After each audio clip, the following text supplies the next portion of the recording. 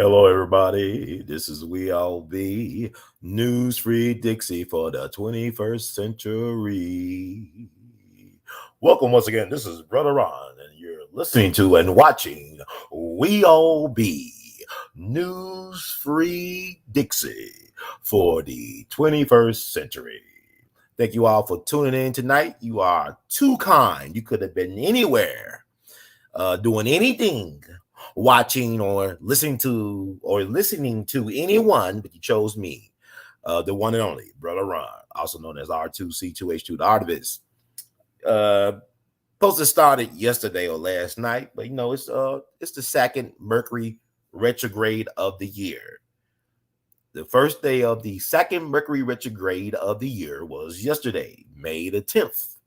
And I've been trying for the last 30 minutes or so to get on the air because the universe soul God has been downloading a lot of information to me. I've been trying to sort it out in my mind, been keeping myself very busy and preoccupied. And I know I'm going to lose a lot of you all. Maybe not, but I hope some people will hear me out on what I'm going to say tonight, because I don't have the energy like a lot of people to go live every time to talk about everything. I don't think I could do the 6-hour marathons that I see people doing, talking to listeners. Now, if people get hip to what I'm doing, and if I get some good responses and feedback, I might open up some phone lines, but I need your support because we all be in it to win it. And I want to talk about tonight. There's so much to talk about. I'm a Memphis Grizzly fan, so I want to make sure I do this. I wanted to do this last night, but I want to do it before the game comes on later on today. The game is rigged. I can remember when Steph Curry's wife said what she said, several years ago when he was unanimous MVP, the first unanimous MVP, league MVP in history. What was that doing when Golden State played Cleveland? Was that year? When she said the game was rigged. This is the wife. She was the wife of the reigning first unanimous MVP in league history, Steph Curry, and she had the nerve to tell the world, to amplify that the game is rigged. And we all know, in the words of Kendrick Lamar, this is my saying to all you loyal legions of Golden State Warriors fans, be humble, because that 3-1 could easily be in the Memphis Grizz' favor. We all saw, it's like a Zapruder film. Dan Rather, he said he saw the Zapruder film about JFK. He said, well, the president head went a certain way. Then several years later, the public got a chance to see the Zapruder film for themselves on Geraldo Rivera's show, Good Night America. And guess who was the special guest on that show? The one and only, my Jegna, your Jegna, Baba Dick Gregory. And we all saw that the head went a certain way that really contradicted what Dan Rather said, but Dan Rather got that bag, and the rest they say is history, right? So we all saw what happened with Jordan Poole playing dirty pool, very dirty pool player, yanking at the knee of Ja Morant. And I won't wish that on anybody, but we all see that, like in the words of the late, great, immortal Dennis Green, that coach, he said, they were who we thought they were. You are who we thought you are. Some stuff like, they are who we thought they are. It's because like the Grizzlies almost pulled that off. And I was very impressed with the Grizzlies. They show how deep the Grizzlies is as far as a team. They're a great team. And Morant is just that straw that stirs the drink. But, I mean, they almost pulled that off. They were playing some fantastic defense. The only problem they had was some silly turnovers, and they couldn't make their free throws. Had they made their free throws, even with some of the silly turnovers, because they played some great defense, the Grizzlies could have put out a major upset. But it just show you how Golden State Warriors are really playing scared right now, trying to pull out all the stops and whatnot. They're really, when they see the Grizzlies, they're watching their younger selves. So I hope the Grizzlies will make a rally. This now a best-of-3 series, and they come back to the hometown, walking in Memphis to do their thing. So let's see if they can put out a major upset, even with or without Ja Morant on the floor. So I want to talk about what I want to talk about tonight. I'm trying to get the room up. The room, come on in. Everybody come on in. I want to share a couple words from your good friend, Brother Ron. Brother Ron want to share some words with you. This Kevin Samuels thing is very fascinating to me. I've been looking at all the great content, pro and con. Kevin Samuels coming out. You know, we had the Honorable Judge Joe Brown, turn up, Mr. Turn Up. We had him on Sunday for Mother's Day, talking about some of the things in the news cycle. He talked about Kevin Samuels, and you know, you can only wonder, God forbid, I hope it'll be a long time from now when the judge make his transition to Valhalla or Valhalla, whatever you call it. You know, you think he's a Viking. I don't know, but what they'll say about the judge, because he's a polarizing figure, just like Kevin Samuels is a lightning rod, a polarizing figure. And to me, that's a sign of greatness, because anytime you could become a polarizing figure, that means you made an impact, that your presence was felt. You understand? It's not about being liked. Because a lot of times, black folks, we get caught up in this, ooh, I think they like me. I think they like me. Ooh, I think they like me. You get caught up in the like instead of being caught up and more concerned about being respected. Because people can like you, not necessarily respect you. And it's folks that definitely can respect you, but not like you.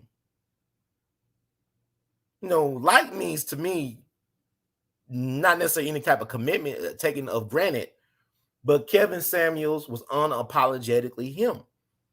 And to be authentically you, to be authentically yourself in the world that thrives on fakeness and deception, makes you, in a lot of ways, unpopular, but also very much in demand. Because Kevin Samuels in some sectors was unpopular, but he was very much in demand. So that's interesting how that works on. But his presence was felt. And what I'm seeing play out is very fascinating, because Kevin Samuels has left a huge void in terms of a leadership vacuum in the movement, this manosphere, this black manosphere, but also a lot of non-black men and males identified with Kevin Samuels' message. It was actually a very universal message, if you think about it. And a lot of women were in agreement with his assessment. But to be a truth teller in the world built on lies and deception is to be a very unpopular and hated figure in certain sectors or sectors of society. So I want to talk about Kevin Samuels from, you know, maybe a historical context. Maybe y'all think it's a foolish narrative. Maybe y'all think it's more Afro-futuristic. I don't know, but people kept on saying, I saw on Twitter, somebody made a reference. I was on Kara Dangerous talk show, and we talked about the passing of Kevin Samuels last week. Shout out to Sister Kara Dangerous, and y'all support Kara Dangerous talk. But somebody made a reference that you're going to see a lot of comparisons to, you know, Kevin Samuels being Malcolm X. And that was something I'd laughed at. Not really laughed at, but like, oh, yeah, that's not. Then I started thinking about it. No.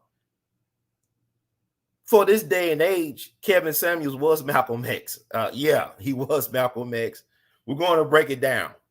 But also, something that I had an epiphany tonight as well, too. You know, they call Kevin Samuels the Godfather, right? Right? So, you know, you think about the Godfather, you know, Americans love the mob. We love the mob movies, whether it be Goodfellas, Godfather, Casino, Sopranos TV show. We love it. America's got a fascination with the mob. And I started thinking about it, you know, who would Kevin Samuels be as far as a historical mob figure? You know, you could pick a couple of people, but the person that I kept on thinking about was the one and only Arnold Rothstein. I would compare Kevin Samuels as far as what he did to Arnold Rothstein. Arnold Rothstein really was the godfather of modern organized crime. Now we talk about, you know, people say Lucky Luciano is the, you know, he's the founding father of modern La Cosa Nostra American organized crime. But who trained Lucky Luciano? Who taught him how to have swag like a boss, how to dress like a boss, how to act the part? It was Arnold Rothstein. He taught them guys how to dress themselves, how to do tailor-made suits, how to conduct themselves, how to, you know, work the room, work the politicians. He was the Jegna for the Lucianos and the Meyer Lanskys and the Bugsy Siegels and the Frank Costellos. It was Arnold Rothstein, who died under questionable circumstances during a card game in a hotel in New York City back, I believe, 1928. And he actually bet on the presidential elections, but he's famous or infamous for allegedly fixing the 1919 World Series between the Chicago White Sox and the I think Cincinnati Reds, if I'm not mistaken. But y'all can look all that up. Take a look. It's on your phone. It's online and on your phone. It's a smartphone for a reason. But I think that, because, he started out as a tailor, right? He was an image consultant. He had a company called Made Man at one point. He was a serial entrepreneur, Kevin Samuels. So he would leave and dressing the part and acting the part. But then he summoned a few acolytes or proteges up to New York right before he passed away, right? Now you have that now famous legendary photo with him and some of his acolytes, or we call acolytes or proteges, like Dennis Sperling is taking the lead in controlling or helping push the narrative of Kevin Samuels along. And the lead attorney, he had to sit down with Kevin down in Miami. I mean, it's like some gangster stuff. You call them to New York, you summon them to Miami. Those are gangster cities, those gangster towns, where a lot of times, and then you look at organized crime history, some of the key developments, in the organization, in the infrastructure, they have those meetings at these places like New York or Miami or Atlantic City or even Cuba, Havana, but Kevin Samuels definitely played his role. I mean, the world is the stage, right? So you got this picture with these are his lieutenants, or he helping to create the blueprint for the 5 families. He's divvying up the territories to his respective capos. So, I mean, this is fascinating to break out. You go deep into the rabbit hole with a lot of this stuff, but he's definitely like the Arnold Rothstein of the game, because he put the shine on the game. He brought it to a different level. I mean, the way he dressed, his approach, his demeanor.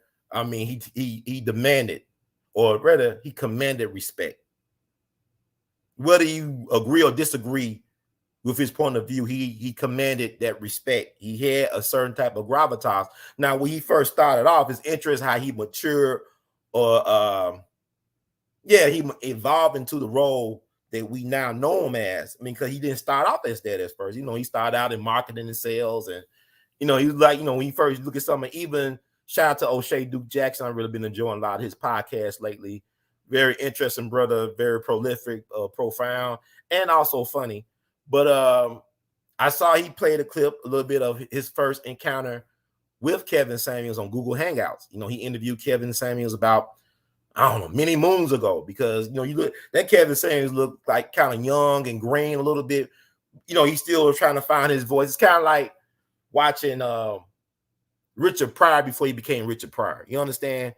Because Richard Pryor, before he became Richard Pryor, before that Berkeley experience or before that Las Vegas experience where he basically stopped performing on stage and walked out. So it's y'all, if y'all know the Richard Pryor thing, there's a couple of things like he froze on stage, I think in Vegas, and then he went to Berkeley to open his mind, his world, to the possibilities.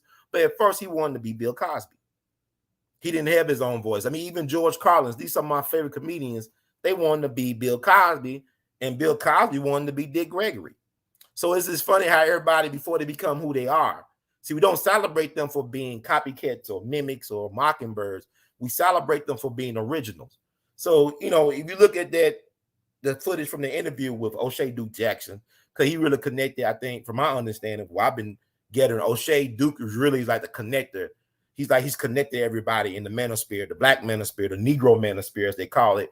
But, Kevin was not who you thought. If you looked at that interview, you could not see what Kevin became. It's like, well, people, if you ask people like, you played against Michael Jordan, you was his teammate, or you asked his, coach in high school that cut him from the team at that time, did you know that Michael Jordan was going to become Michael Jordan?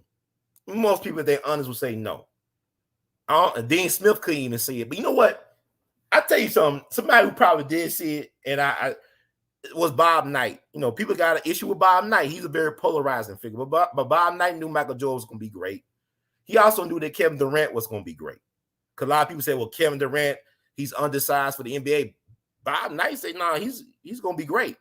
So you got maybe one person, maybe something, but if you look at that interview, you couldn't see it. At least I couldn't. And then I'm not against Kevin. It's like nobody saw Charlie Parker coming. You know what I'm saying? Charlie Parker wasn't no prodigy, but he was a genius because he had an authentic voice. But he had to practice 14, 15 hours a day to get that technique where he was able to communicate his ideas in his head and manifest them in this matrix. And what Kevin Samuels did, he was a profound student of the game.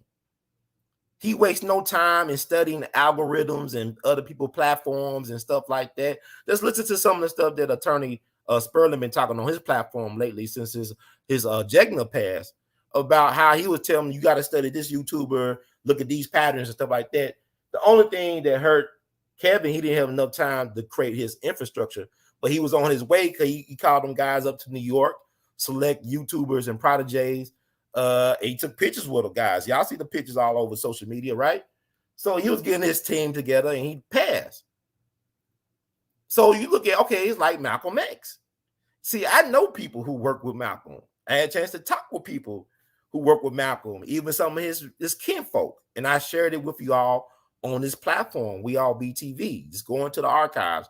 You've got a playlist with a lot of Malcolm X related content in on We All BTV on YouTube, right? So Malcolm didn't have enough time because when he left the nation, he had two organizations, Muslim Mosque Inc. for the Muslims who left the nation with him, who still want to continue their religious practices, observance. And also he had the Organization of Afro-American Unity, which he based off of the Organization of African Unity over in the motherland, in the continent, right? Malcolm's goal was to be more dangerous dead than alive, but he didn't have enough time to set up his institutions and organizations like he needed to. So I could even go and call, and y'all think this is blasphemous. I'm already going down a rabbit hole. Looking forward to reading some of the responses and comments after this video. I'm not looking at the chat room right now. I'll make sure I'll remember to look at it before I get out of here. And I want to thank everybody in advance who have offered donations and support. They go a long way, trust me. But I just want to make sure I give y'all some food for thought. But to be quite honest with you, I think Kevin Samuels would have been a black Muslim 60 years ago, 65 years ago, if he was around the time of Malcolm. Because like the Muslims, they call them, remember like they did that documentary with Mike Wallace and Louis Lomax, the pioneering black journalist, called The Hate Produced, that introduced mainstream white America to the Nation of Islam. And it made Malcolm a household name, right? Not only was the nation highlighted, but it introduced Malcolm to mainstream white America. And you look at the Nation of Islam, people say, well, they were radical and extreme. It really was a conservative group. Elijah Muhammad did not want to get involved in the mainstreaming of the civil rights movement. He was more concerned about, running his businesses and, real estate and all those holdings and stuff, and just taking care of his organization. He wasn't interested in trying to get involved to make political statements and stuff. Really, it was hands off, and it really held Malcolm back because Malcolm was a political animal, but also, he was a minister within the organization.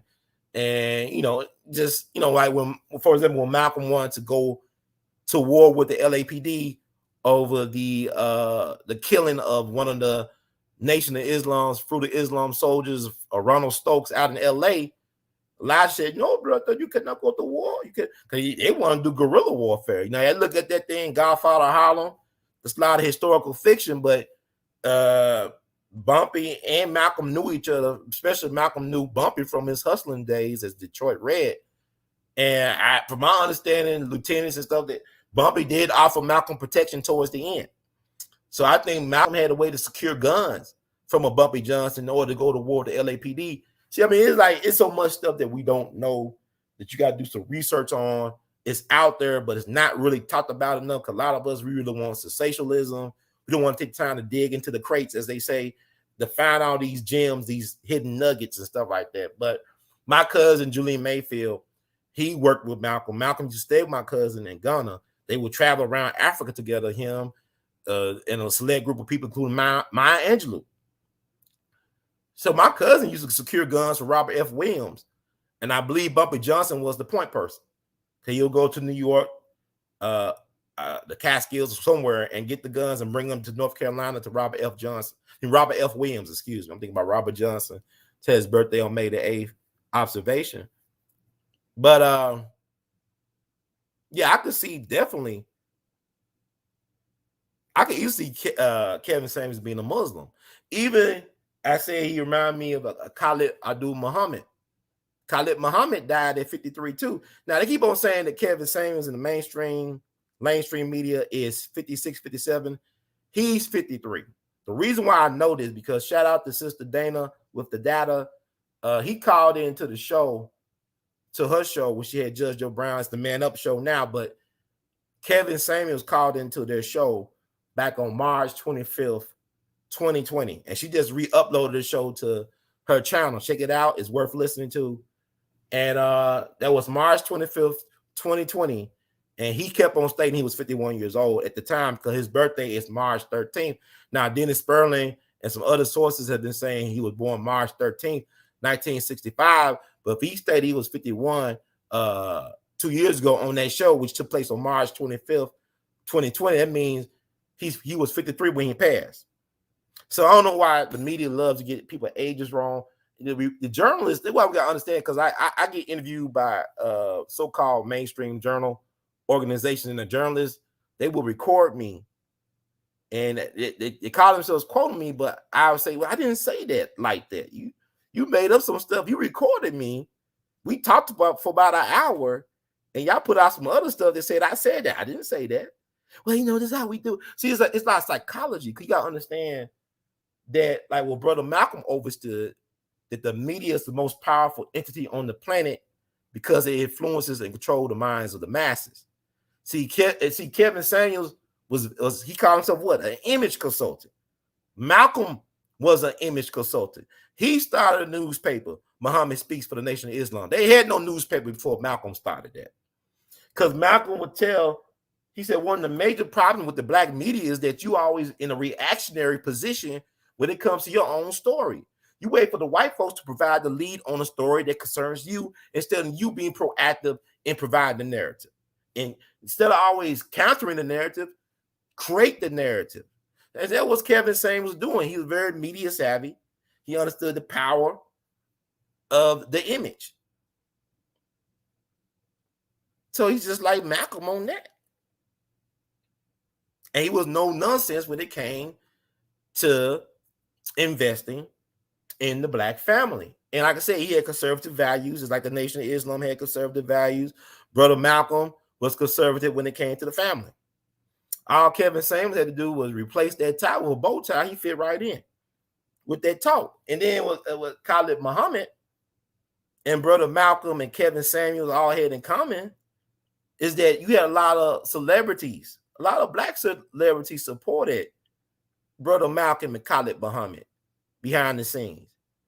Even you saw towards the end how, people like Future and Nicki Minaj and even Marlon Wayans and T.I. Well, Marlon Wayans and T.I. came to his defense after his passing, unfortunate passing. But you also look at Nicki Minaj, giving him some type of credibility with her generation, with the hip hop people, or Future even giving him some type of credibility. And the fact that, this upcoming Thursday, I think on Thursday, Atlanta, the TV show Atlanta is going to be featuring Kevin Samuels in the show. Ain't that interesting? Because you think that, Malcolm did this thing back in Berkeley. He was interviewed in Berkeley. I think was it 63. It's on YouTube, I think. You're talking about how black people are the only group of people on the planet that their leaders are comedians and trumpet players and singers and stuff like that. And truth be told, it was a lot of these trumpet players and singers and comedians that supported Malcolm behind the scenes. We already know that Malcolm had a relationship with Baba Dick Gregory. Dick Gregory supported Malcolm. But also people like, Lena Horne, perhaps. He would be a guest of honor at the Portiers, before Sidney B. married white, before he started marrying and sleeping white. His first wife was a black woman, and it would help people over like Malcolm. like the thought, provocateurs and interesting people, they're mixed up. Malcolm was confronted by Lorraine Hansberry, the woman who wrote the playwright behind A Raisin in the Sun. Her and Malcolm share the same birthday of May the 19th, and they both died in 1965. Lorraine died early in 65 at the age of 30, too young, and Malcolm died in February at the age of 39, way too young. So these folks, Lorraine Hansberry confronted him. I think he said something about her relationship with her white husband or something, and he apologized. He said, "Look, sister, I misunderstood the position, whatever, da da da." Malcolm had no problem to admitting when he was wrong about something. It was an interesting trait to have for a leader. And also, people that knew Malcolm that I talked to, that they say he was very shy one-on-one. Like he was a firebrand out in public, but he was very shy to himself. But also, he was very funny, according to Baba Dick Gregory. He was, he could crack a joke with the best of them. Because people forget that Malcolm used to wash dishes with one of his good friends, Red Fox, at Jimmy's Chicken Shack in Harlem back in his hustling days. And also, Malcolm was good friends with Billie Holiday. And sometimes he would play drums. See, when you go to a Malcolm rally, he would have entertainers open up for him. People like Max Roach and Abby Lincoln will perform before Malcolm get ready to speak before the audience on the street, or even Esther Rose. Damn, Jane. She'll perform before Malcolm will get to speak before the people on the streets. And Kevin Samuels had a lot of celebrity supported scenes behind the scenes as well. He moved to Atlanta, making his rounds, and right before you're about to cross into the mainstream of things, he's dead. And now, the Atlanta show is going to feature him in their upcoming show on Thursday, I believe. Kara Dangerous, shout out for sending me the trailer on there. I think it's going to be this upcoming Thursday. They're going to have Kevin Samuels on the show. So even Khalid Muhammad, you had support from celebrities behind the scenes and also in front of the scenes. Ice Cube was close to at one point with Khalid Muhammad. They featured him in rap songs and stuff like that. Ice Cube shot him out in rap songs, right? Scarface, all this stuff. Same thing with Malcolm. It wasn't Spike Lee that brought back Malcolm X. It was hip-hop, rap, the young people, the youth looking for leadership. Well, there was none. They brought Malcolm back. They resurrected the memory of Malcolm. And so with Kevin Samuels, I mean, like I said, he got co-signed by Nicki Minaj, of all people. And some people say she's the greatest female MC of all time. Then Future, very high commodity himself, And then, like, some people say they act like they didn't know him. I said, whatever. They did Malcolm like that too. They did Khalid Muhammad like that. Khalid Muhammad had support from different types of people behind the scenes, but they didn't want to be seen. You understand? Because people know their role. If you look at Malcolm, if you look at Khalid Muhammad, if you look at Kevin Samuels, where they from? They from the Midwest. Malcolm was born in Omaha, Nebraska, right? Omaha. Kevin's from Oklahoma City. And Khalid is from Texas. I believe Houston. He was born in Houston, correct? Maybe Dallas. I think it's Houston. Let's look it up. Like I said, it's hard to trust the internet these days. But you're born in Houston, Texas, January 12th, 1948. He's a Capricorn. Malcolm was born May 19th, 1925. He's a Taurus. And Kevin Samuels was born, I believe, March 13th, 1969. So he's a Pisces? He got two earth signs. He got this Pisces, but I thought Kevin Samuels, the way he looked and how he talked, I thought he was an earth sign. I thought he was even a Taurus. He died the month of Malcolm. So, I mean, it's interesting. But like I said, Kevin, they all had conservative. And all these guys, they spoke about, they were advocates for Black masculinity and Black manhood. Whether you like that or not, these were men. They spoke their mind. They spoke their position. They stood on their square. They was unapologetic. They were strong. And they were hard to put in a box. They were nice with the mouthpiece. All three of these guys were very nice with their mouthpiece. And they had interesting ideas. And they was willing to be the villain in a system that villainized black people. So really, if you're a villain standing up against a system that villainize your people, you really a hero. Maybe they're the anti-hero. Maybe Kevin Samuels is actually an anti-hero. But what I'm saying is you got to start thinking about this. You know, anytime a black man stands strong on something called principle, you always demonize, and sometimes they'll send your own people against you. Like Marcus Garvey. They send black folks against Marcus Garvey. Marcus Garvey was made by black people.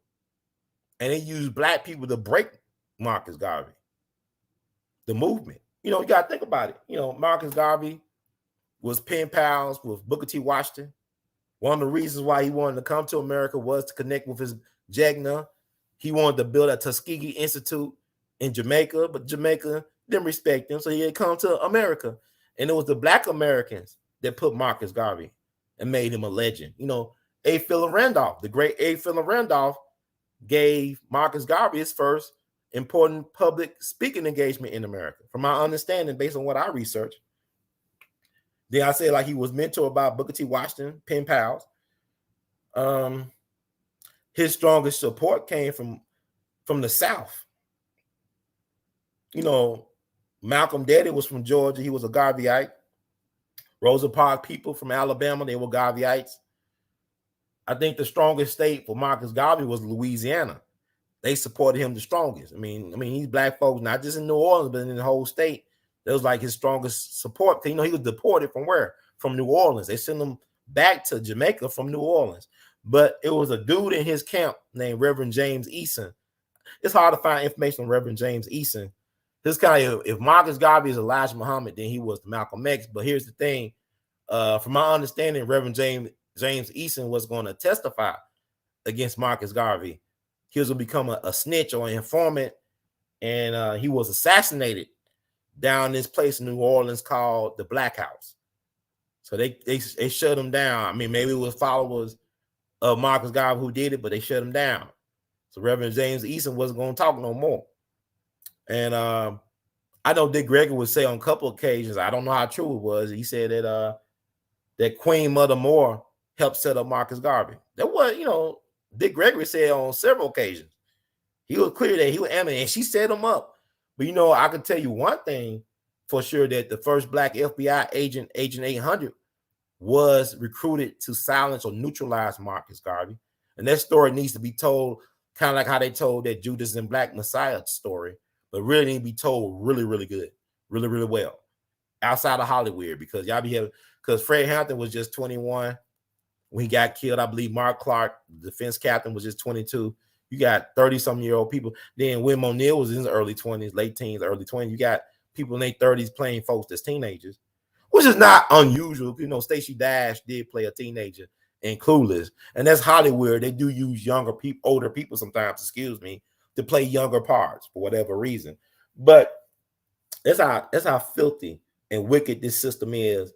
You'll kill a young person, not even until they're mature. You know, Fred Hampton was 21. They said your brain had developed to you about 26. He wasn't even in his prime as a person. You know, it didn't even allow him to reach maturity. You know, and George Bush Sr. could die in sleeping almost 100 years old. A full, productive, wicked life, allegedly. I'm just joking, people. I don't know. But anyway, you got to start looking at this stuff, right? So all these guys are the product of the Midwest. Kevin Samuels, I mean, like I said, he would fit in with the nation back in the day with Malcolm. I could see him riding with Malcolm or even Khalid, because it was all about black manhood. And so I'm saying that Kevin Samuels is black manhood.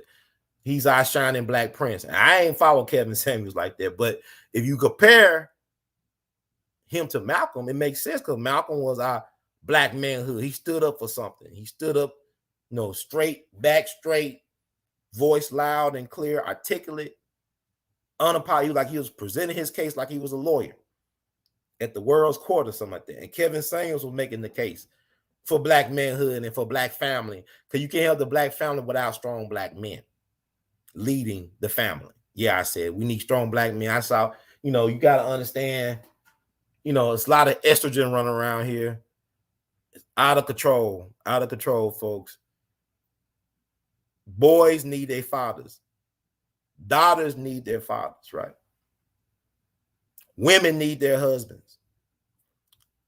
Black women are the only women that are consistently lied to about you can do this without a man. Ain't no other group of women that think like that, but black women, and that's programming and conditioning. Men are needed, and men need to be heard. We got a lot of males. We need more men. Boys need men. We need rites of passage. So that's what Kevin's saying was like, you got on the men as much as you got on the women. And people talking about what it's the way he said it. Y'all so damn weak. No disrespect, because man, I do Dick Gregory for 6 years.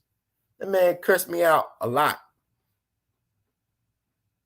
The stuff he said to me would make some people cry. And people, not only he would say things that made people want to beat him up.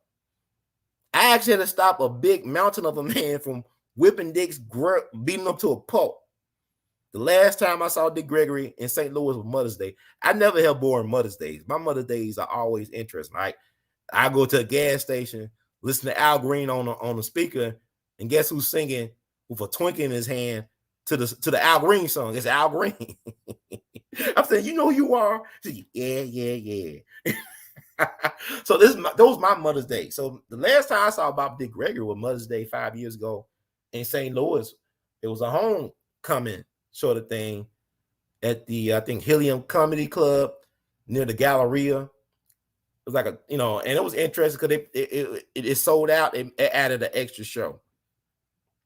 But, it was weird because I saw the guy that Dick was talking to after his last set was a guy that worked in the kitchen.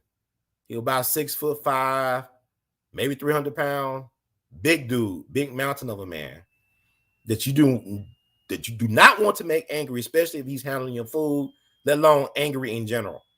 But Dick and them was laughing it up. Then the next thing I know, Dick and his entourage, they went to the elevator, went upstairs, and then this dude started running. And he had people in the kitchen trying to hold this dude back. And I'm saying, man, what's going on? He said that you going off, da. He was going off. I said, wait a minute. You saw how he did me, right? He said, yeah, man, how you gonna? Because Dick went off on me in front of Maxine Waters. Maxine Waters lied on me about some stuff. It was like a VIP group that Dick went off on me on because I wanted to take a picture with him and me and Maxine. And Maxine was gonna do it. She lied on me, and I ain't gonna get into it too much here, but Dick just read me the riot act. That man went off on me so cold. This is right before his second set, and folks was making their way into the theater. This man said all types of explicitives and all type, anything but a child of God. And I just took it. I said, I can't believe this dude did this to me. And this woman here lying about what I did and all this. Anyway, I stood for the show and I went in. I was the loudest person laughing because that was the best set I ever seen Dick Gregory did in my life. That man was in a zone. Whatever maybe I helped him by him cursing me out. His set, he was on fire. That set, I wish I recorded it. I didn't. I don't think I recorded in the audio, but that set was amazing. That was the best set I ever seen Dick do. So, Dick, we cool. I'm glad we had a chance to patch some things up. I said I'm gonna give him space. I should have never gave him space. I should have went ahead and saw him when I could have in Nashville and Little Rock, but I didn't. Because I was disappointed. But Dick, I didn't have no animosity towards Dick. He said, man, sometimes I just wonder, man, are we good friends or are you an agent? I said, agent. Well, anyway, but after the show, we was, talking and stuff, and Dick talked to the guy in the kitchen, this big mountain of a man. And I was looking at them, they would laugh and get along. And then, once Dick and them about to leave, they went upstairs the elevator. This dude was trying to run. And we had, it was like several of us holding him back. We said, come on, what's going on? He said, man, this MFers getting disrespectful old bastard. I'm going to beat him down. He was saying all type of stuff. And I said, look, man, you saw what he said to me, how he said it to me, right? He said, yeah, man, how you going to take that? I said, because his words don't define me. He's an old man. He's an entertainer. You could be the greatest person who ever lived, who ever walked this planet. But why does it matter what he thinks about you? It's more important what you think about yourself. So it kind of cooled him down, and people say, hey, they were trying to tell him that And he said something that's really just stayed with me. He said, I can't wait. I hope that MF will die real soon. He gonna be dead real soon. He said like something like that. I'm trying to be PG about it. He said he gonna drop dead real soon. And then that was May, and then August Dick went to be with the ancestors. Words have, create worlds. I mean, I'm not saying the dude cursed him and Dick was dealing with some health problems, whatever. But that was interesting. The dude would say, I hope he dropped dead real soon, and Dick dies. Just a couple months later. But get back, I'm all over the place. Let me get back to what I was talking about. Just the venom that people had for Kevin Samuels, celebrating his demise. Like, the dude wanted Dick to die, but also the same thing with Malcolm. If you read the New York Times obituary about Malcolm, they got he wasted his talent. Like he was just a thug, a man of violence, a man of hate. Let's read what the New York Times had to say about Malcolm from back then. I'm not going to read it on air here, but I just want y'all to do the homework. And I did read it before on air. But people like had this venom for Kevin, and it was sad to see, because we all can agree to disagree. Like, I didn't follow Kevin Samuels like that. I did listen to some of his podcasts from time to time, and the stuff I listened to, I said, man, this man's on point with what he's saying. I mean, I like how he said it or says it, but he was on point with a lot of things he was saying. Y'all got caught up in the, he making fun of people. Oh, no, you're trying to help people because people been lied to. He try to give people a choice. See, when people lie to you, they take away your choices. When Kevin told the truth, I'm not saying he told like this, it's the truth. He spoke his mind. He shared his authentic self with the people. And to me, when you share your authentic self with the people, that's a sign of respect. He respects you. He values you and your time. And he doesn't suffer fools lightly because he was a man on a mission. Most of us ain't on no mission. Most of us, we got that punch in and punch out clock mentality. We got that routine, the Groundhog Day mentality, but we do things over and over because it's routine. Kevin was on a mission. When everybody else going in circles, he's going straight.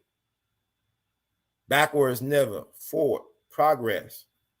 So he, when you on that type of zone, in that zone, on that mission, you look crazy to a whole bunch of people because time ain't on your side. You got to make the most of your moments. And he made the most of his moments. And I believe he fulfilled his mission because the message will outlive the messenger. And like I said, he got disciples already positioning themselves to take his place, but they can't take his place. But you know what I'm saying? It's like very Shakespearean. Remind me when I see Dennis Sperling. I like Dennis Sperling, actually. I like some of the stuff he's been doing. I like how he handled himself. He reminded me of Mark Antony or somebody, like, Caesar's right-hand man. He wraps himself in the cape. Oh, Caesar, I mean, or maybe he's Paul. Maybe he's one of Jesus' disciples. Maybe Kevin Samuels was a Jesus Christ-like figure for some people. Not for me, but I can see how he could be a Christ-like figure for some people. The so-called historical Christ, he wasn't that popular. He maybe spoke to maybe 30 or 50 people at a time at the most. But yet we still talk about him 2,000 years later. And I'm going to leave people say, well, Jesus wasn't, he was made up. Whatever, man. I'm just saying, if you look at the narrative, okay, there's some missing years, right? Like Kevin Samuels, to me, it's like he came out of nowhere. Like I said, when O'Shea Duke Jackson showed the first interview, snippets of the first interview he did with Kevin Samuels, he didn't look impressive to me. He didn't look impressive. Even when he called in to the show with Judge Joe Brown and Dana, okay, I like his, he got some interesting points, and Judge really liked his points because Judge has made the same points and all this stuff in his own way, and Judge is a very polarizing figure. But I didn't hear the polarization even when he called into the show. Like, him and Dana got into, some things and stuff like that, but it was no big deal. Just trying to articulate some points of views. We can still agree to disagree and still be agreeable. So that was kind of like that thing, right? So, but, I guess the pandemic was really good to this guy. He made the most of his moments, like them TikTok video, World Star Hip Hop, really took him out to the next stratosphere. Like I said, he started out as an image consultant to help men upgrade their appearances, but he ended up becoming a relationship expert, guru, social media influencer, and stuff like that. So to me, he knew the power of controlling your narrative, how to utilize the media to leverage your point of view, just like Malcolm did. Then Khalid Muhammad did the same thing. I mean, look at that classic interview he did on Phil Donahue's show. And shout out to Phil Donahue. That's real media to me, because it educates and informs the masses so they can act. Ida B. Wells, the great, my great Ida Bay. It's now her birthday coming up, July 16th. She said, there's no greater educator than the press, because the people must know before they can act. But then this media is like propaganda stuff. So this is what I'm telling y'all. Even y'all think my point of view about this is crazy, I'm giving y'all some food for thought. My thing is to make the people provoke thought, not to agree with me, but just to get you thinking about things from a different narrative or perspective, and add your own flavor, add your own seasoning to the whole gumbo, whatever. But Kevin, Khalid, Malcolm were all media savvy. And they were all black men who stood on masculinity and for speaking their truth to power and to empower. All three from the Midwest. You understand? All three believe wearing suits and looking their best for the part. But people talk about what's interesting. You, Khalid Muhammad and Kevin Samuels, they both died in the ATL, in the ATL area, right? Atlanta area.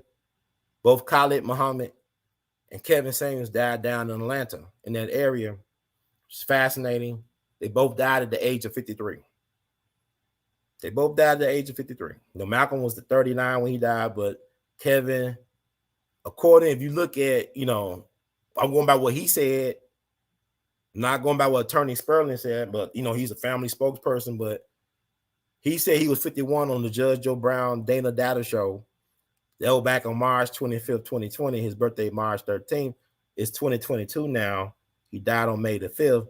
So that would make him 53. You know how they did with Chadwick Boseman? His birthday was a certain date and they changed it to my main mistake. It's just weird how they play with people's birthdays for whatever reason. But so him and Khalid died in Atlanta under questionable circumstances with women. I'm not alleging anything, but I just think because Khalid was married, and then he passed out in his bathroom or something at home with his wife. And then, Kevin, he left this in the presence of a beautiful woman. I don't know, allegedly, I don't have no, I'm just saying it's interesting how they went out, and then Malcolm got killed in front of the lady in his life before a captive audience out in public. This man got killed before his wife and family, and she was pregnant with twins. So all these guys died in the presence of women that they were closely connected to.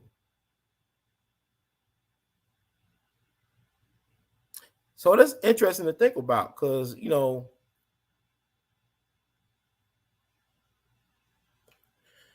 Kevin said he was trying to unite black men, but his message was so universal. It's like, when you deal with black issues, because we the original people, everything comes through and out of us, if you think about it. So when you deal with black people issues, you deal with humanity's issues. It's like, for example, I talked about Marcus Garvey, right? It was Ho Chi Minh, the leader of the Viet Cong, the Northern Vietnamese. He used to come to America just to listen to Marcus Garvey speak. Ho Chi Minh used to come to America to listen to Marcus Garvey speak.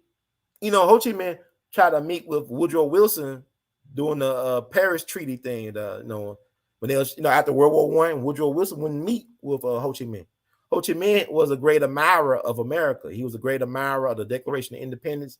He based his country's independence, Declaration of Independence, off of ours. But it said that Woodrow Wilson wouldn't meet with this guy And he could have probably avoided some conflict decades later because Woodrow Wilson believed in, manifest destiny and all this crap. But yeah, he used to come to America to listen to Marcus Garvey speak, coaching men. So black men, we are the most hated and the most envied and admired men on the planet, it seems. And other men follow our lead, but we don't want to follow our own lead. And therein lies the problem, because Kevin Samuels had a lot of men who were not black that were fans of his, that really respected what he's trying to do. Because like the black man is the original man. Everything come out of the black man. So Kevin Samuels, he got into his roots and stuff like that. Unfortunately, he passed on, but fortunately, he left a lot behind for people to build on. So I really do think he was pro-black family. People talking about, well, his women, whoever, it ain't my concern. Because y'all, to my black girl magic for women that don't even choose black men as their significant other. Y'all out there celebrating Ketanji Brown Jackson, she's sleeping white. And Kamala Harris, I guess she's sleeping white. Kamala Imhoff. Y'all saw her break down. And it's funny to me that people make a big deal out of black women, or make a big deal of black men dating other people. I know several black women that have no issue with, they married to white men or others, and they got kids with others. And it doesn't bother me. It is what it is. But at the same time, you got black men that want to be with black women, but just can't tolerate them right now because the climate that we find ourselves in, that we have become so-called mortal enemies based on propaganda. Black women, like, they up here celebrating. I'm in Shelby County, Tennessee, right? And I came across an article, I believe, from the Griot, talking about how the Shelby County Commission has so many black women, like maybe a whole bunch of black women. What good does it do me as a black man to always have my women over me, lording over me? You know what I'm saying? They everywhere. Like, black women are the gatekeepers for the system. Everywhere I go is black women. And all black women ain't bad women, of course. And a lot of these sisters are cool, but some of these sisters abuse their power, or they work against the black family agenda. And a lot of them don't know it until it's too late. Like, if I go to a wedding and you got all these beautiful, single, career, successful black women, but they lonely, got no man, got no family, but they've been told, girl, get your degree, get your paper, get your career. You can have it all. You can't have it all. You got to make some choices. You can't have it all. Nobody can have it all. You got to make choices. I guess them degrees will keep you warm, whatever. I don't know. But a lot of black men would prefer to be with a black woman. We got to look at, then women say they can't find no good men. Like, how y'all raising these boys, ladies? How y'all raising the boys? Y'all the first teachers. How y'all raising the boys? And that's why black men are needed, because I see sisters, as good as beautiful. I'm glad they didn't abort the kids and all this stuff, but kids be out of, they need order. They need a man. You look at the education system. You got a system that's built on matriarchy. The inmates run the asylum. And then you want a male just to be, the hall monitor, anything but an empower or an educator. Just want them to stand strong and look strong and scary and, not interact, not really lead nothing. And therein lies the problem. You look at a lot of boys, see, there's no place for them to be men, let alone boys. How are you going to have a strong community without the men? So like, Kevin was giving men the courage. Look, even if you're alone, stand on something. Sometimes in order to get with somebody, you got to be able to stand yourself. I got to become a friend, an advocate for yourself. You got to invest in self. And Kevin was letting people know you have a choice. You have free will. But if you're not ready to be free, get the word freedom out your vocabulary, like Malcolm would say, because freedom requires sacrifice. You can't have it all. All three of them knew you cannot have it all. You got to make a choice. Can't be half slave and half free.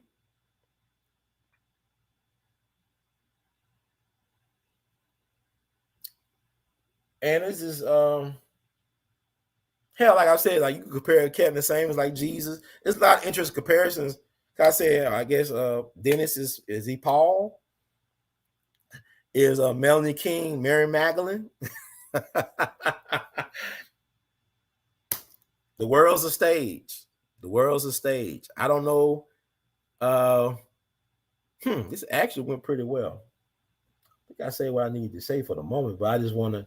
This was on my mind, it's percolating on my mind about Kevin and when people say he can't be Malcolm X.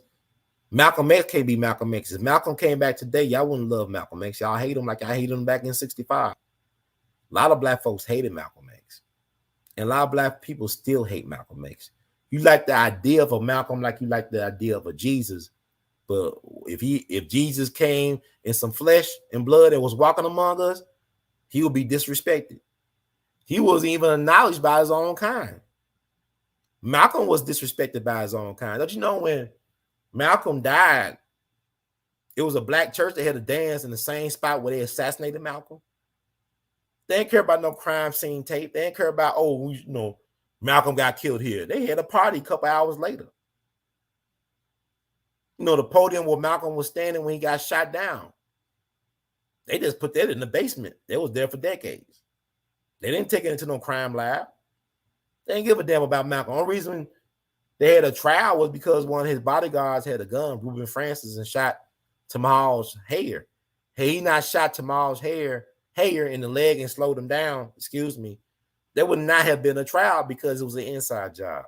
The government got rid of Malcolm. Y'all keep on saying, who killed Malcolm? Maybe we're going to have a press conference with Ben Crump. The government did.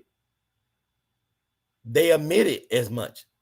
Look at the documents. COINTELPRO folks, Bossy program people. Malcolm X chief bodyguard was Eugene Roberts, undercover NYPD, a Bossy agent. And he the same dude that set up Tupac, Mama Afeni, and the rest of Panther 21. Take a look. It's on your phone.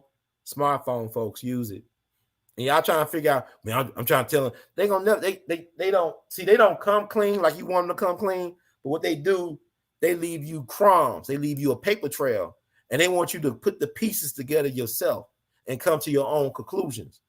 If I told you there was 9 FBI informants present when Malcolm got smoked, why we don't know the name of these 9 FBI informants? John Ali, National Secretary for Nation of Islam, was FBI. And yeah, he doing Netflix documentaries. Nobody called him out on that, ain't it? How about the footage of the guys who got exonerated? One of the guys who's still around, he had a twin that was there at the Audubon that day. Why they gonna overlook that footage? Well, what I'm saying is, even with Kevin Samuels, he tried to do what Malcolm tried to do. He tried to hold us accountable, black man, woman, and child, and we hated him for that. We despised him for it. I didn't listen to Kevin Samuels that much. I don't listen to these people. I be hearing y'all. I ain't got energy to be always doing this stuff. I'm trying to figure out how to boost my energy so I can do more of this content stuff y'all crave. I don't be listening to all the people y'all think that y'all listen to. Y'all say, well, I listen to so-and-so. I don't listen to people. I listen to me. I spend time with me. I study. I talk to people offline. I spend time with me to get to know me. I research. I create. I manifest. I don't have time to follow somebody else's lead. I follow my own lead. I'm creating my own narrative as we speak. But Dr. King was despised. His biggest enemies were other black ministers.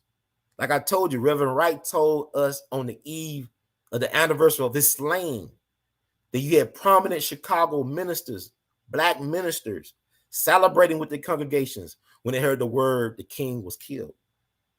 One of the king's biggest failures was the Chicago housing movement. It wasn't all white folks that was undermining King in Chicago. And he had to meet with Elijah Muhammad, that famous picture with Dr. King and Elijah meeting back in '66, I believe. I mean, Dr. King was a black Republican, from my understanding. He was a conservative. So our greatest leaders were really conservatives. Y'all call them radicals, they really conservatives. And that's another program for another day. I was just opening to me. I can imagine what the comment section going to say. I'm blasphemous and all this. But we don't love Malcolm like we think we do. We love the idea of a Malcolm because we got this idea that we don't want to do the work to save ourselves. We want somebody else to save us. See, this is the problem with the Jesus thing. You want somebody else to die for your sins. You don't want to be accountable for what the mess you made. You want somebody else to pay the price. And that's why we can't get out what we get out of it. You know, I always imagine what was the last words of some of our brothers and sisters that were lynched over the decades and generations. I can imagine a lot of them said, Jesus, Lord, Lord, mama, mama, Jesus, Jesus, Lord, Lord, mama, mama. Nobody came. No cavalry came. See, we keep on talking about, we want somebody to save us. Vote for me and I'll set you free. No, you won't. Nobody can free you but you. John Brown, whose birthday is coming up, he's a Taurus. I'm a Taurus. John Brown knew he could not free the slave. The slave must decide to free himself. All he could do was provide the slave with the resources, if they choose to liberate themselves. You can't, nobody can free you. Y'all keep on saying they free me. No, you got to free yourself. And that's the scary thing. That means, because freedom is freedom. It's not secure. There's no security in freedom. There's none. That's why it's called freedom. A lot of us don't want freedom. We want security. So we're a slave to comfort.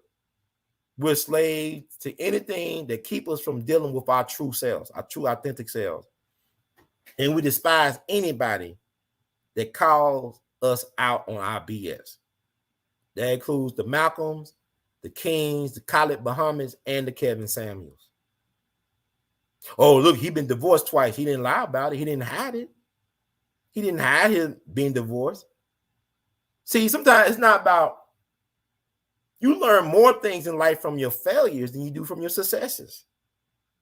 See, your failures, your disappointments make the success or your successes that much sweeter. You understand? So he know after 2 failed marriages what he didn't want. And he also probably did a lot of reflection, because this guy who studied algorithms and studied other people to be a master at his craft, at his messaging. Sometimes you gotta know what you don't want instead of what you do want. Sometimes that makes it easier to understand what you do want when you know what you don't want. So I've been through a lot of crap with women and with myself, and I still love women. I still like to have relationships of some sort with a woman, but at the same time, I love myself enough to know what? My happiness is a choice. It's not dependent on somebody outside of me to want to be happy, to want to choose happiness. I must choose that for myself. I must want the things I want for me and understand me better than anybody else, to overstand me and to stand for me. You understand?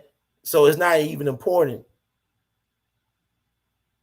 you know, what people think about me or what I want. It's more important that I know who I am and where I'm coming from, and that I do have a moral compass, a code. Y'all keep talking about being on code. There's no code. There's none. If you don't have one for yourself, see, you're a temple. You have a building code. You know, all buildings got building codes, right? Do you have one for your temple? Do you have a compass? You know, y'all looking for, you know, we on code. No, man. Every man and woman and child for themselves. Chivalry doesn't exist in the world that cannot deal with accountability.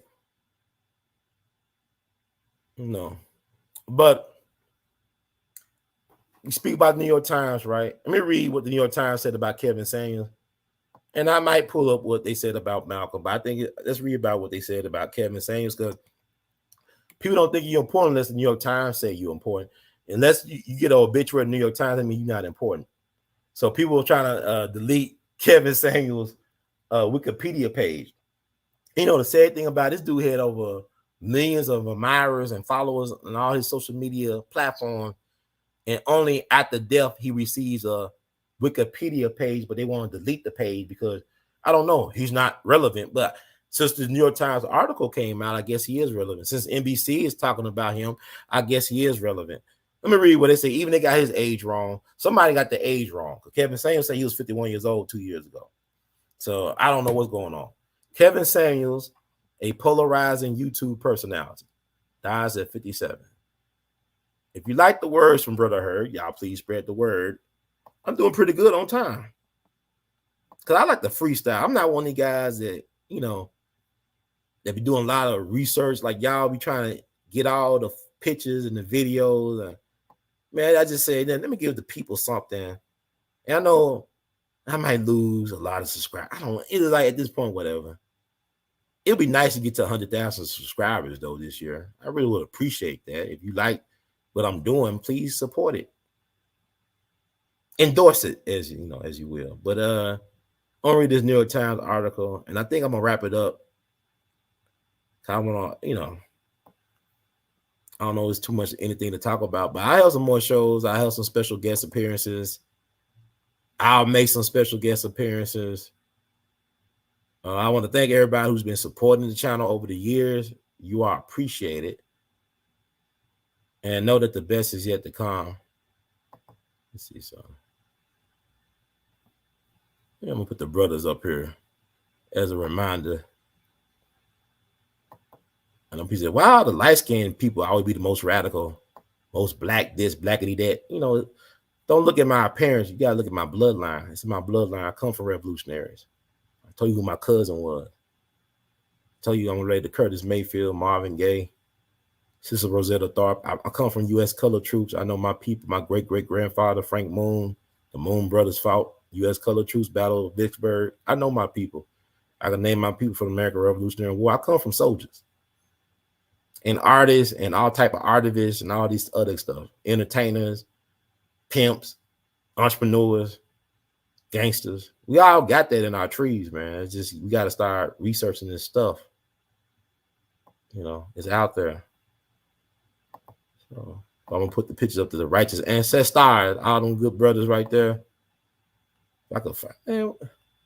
Wait a minute. Take that out.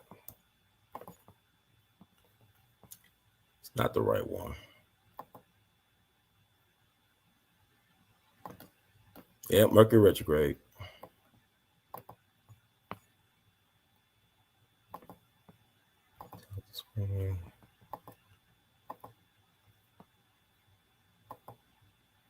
I'll try.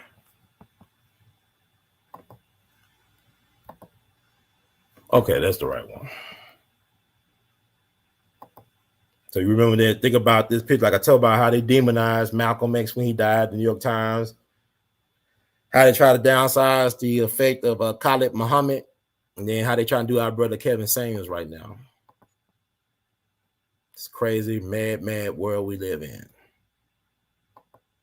So Kevin Samuels, a polarizing YouTube personality, dies at 57. Like I said, he was 53. It's New York Times. Daniel Victor, May the 7th, 2022. Styling himself as an image consultant, Mr. Samuels aimed his advice at black men and women, drawing a large following and a chorus of detractors who condemn his views as outdated and cruel. Kevin Samuels transformed in recent years from a personal stylist into a social media celebrity who built a following on an image of plain-spoken, hyper-masculine authority.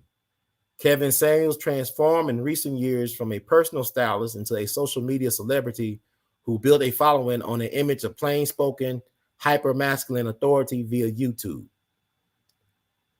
Kevin Samuels, a YouTube and Instagram personality whose blunt lifestyle advice aimed at black men and women drew a legion of admiring followers and a chorus of detractors who condemned his views as outdated and cruel, died on Thursday in Atlanta. He was 57.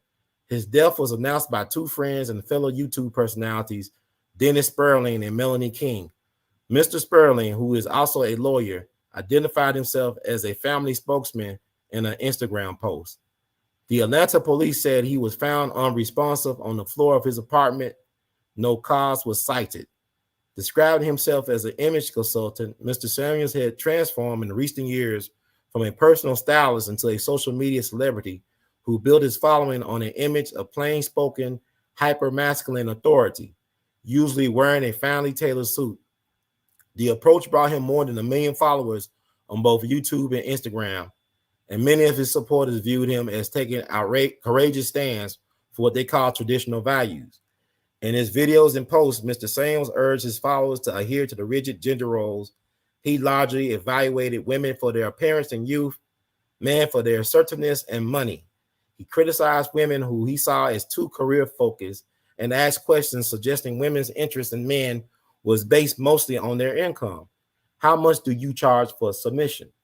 The messages were repugnant to many, especially women, who said his views were misogynistic and promoted a brand of masculinity that harmed the men who listened to him.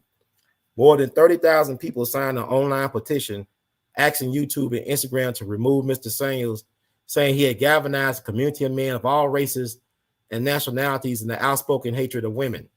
On Thursday, when word of his death first surfaced, Mr. Samuels became one of the leading topics on Twitter, with many of the most amplified voices speaking out against him. Kevin Samuels has basically made a profit, has made his profile consistently perpetuating harmful stereotypes about Black men and women, Ernest Owens, a journalist, said on Friday, adding that a lot of his rhetoric and commentary was rooted in misogyny. The comment on Mr. Samuels' YouTube and Instagram videos revealed a community mostly, but not entirely, composed of men who looked up to him. One commenter responded to a recent video by calling Mr. Samuels an inspiration to Black men around the world, and thousands of others indicated support for the comment. Kevin Samuels was born on March 13, 1965, according to Mr. Sperling, who said he was survived by his mother and a daughter. See,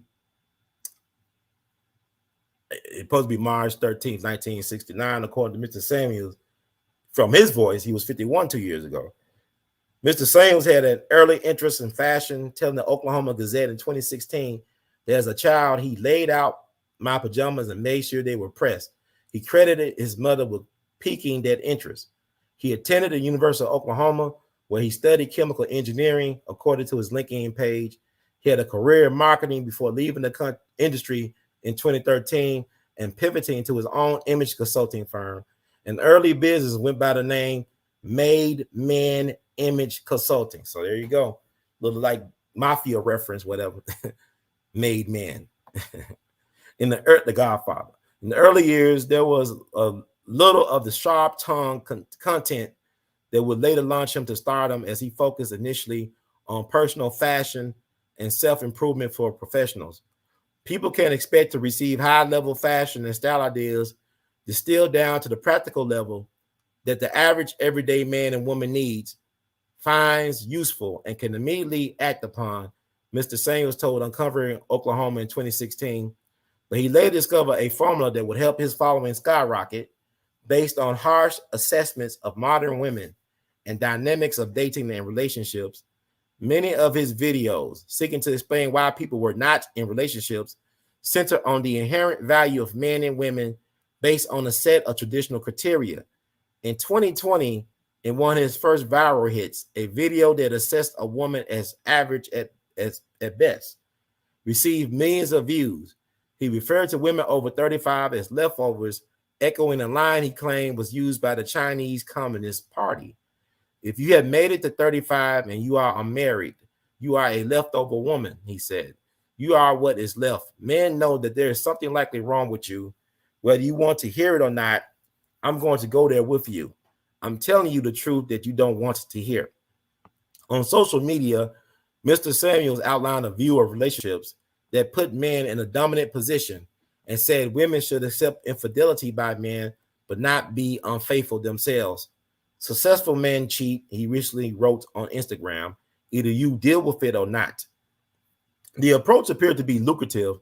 In addition to whatever revenue he accrued from his followers on Instagram and YouTube, as of Friday afternoon, more than 1,700 people had paid between $5 and $20 per month for his newsletter.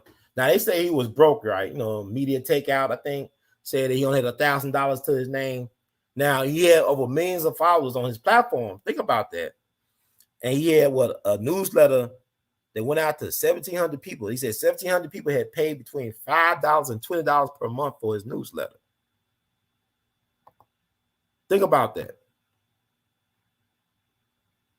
So let's think about it. Let's do the math on that, right? Let's just say he had 1,700 people pay $5 per month, right? 1,700 times 5. That's $8,500 a month just off the news. If they just paid $5 a month, let's say he had 1,700 people paid $20 a month.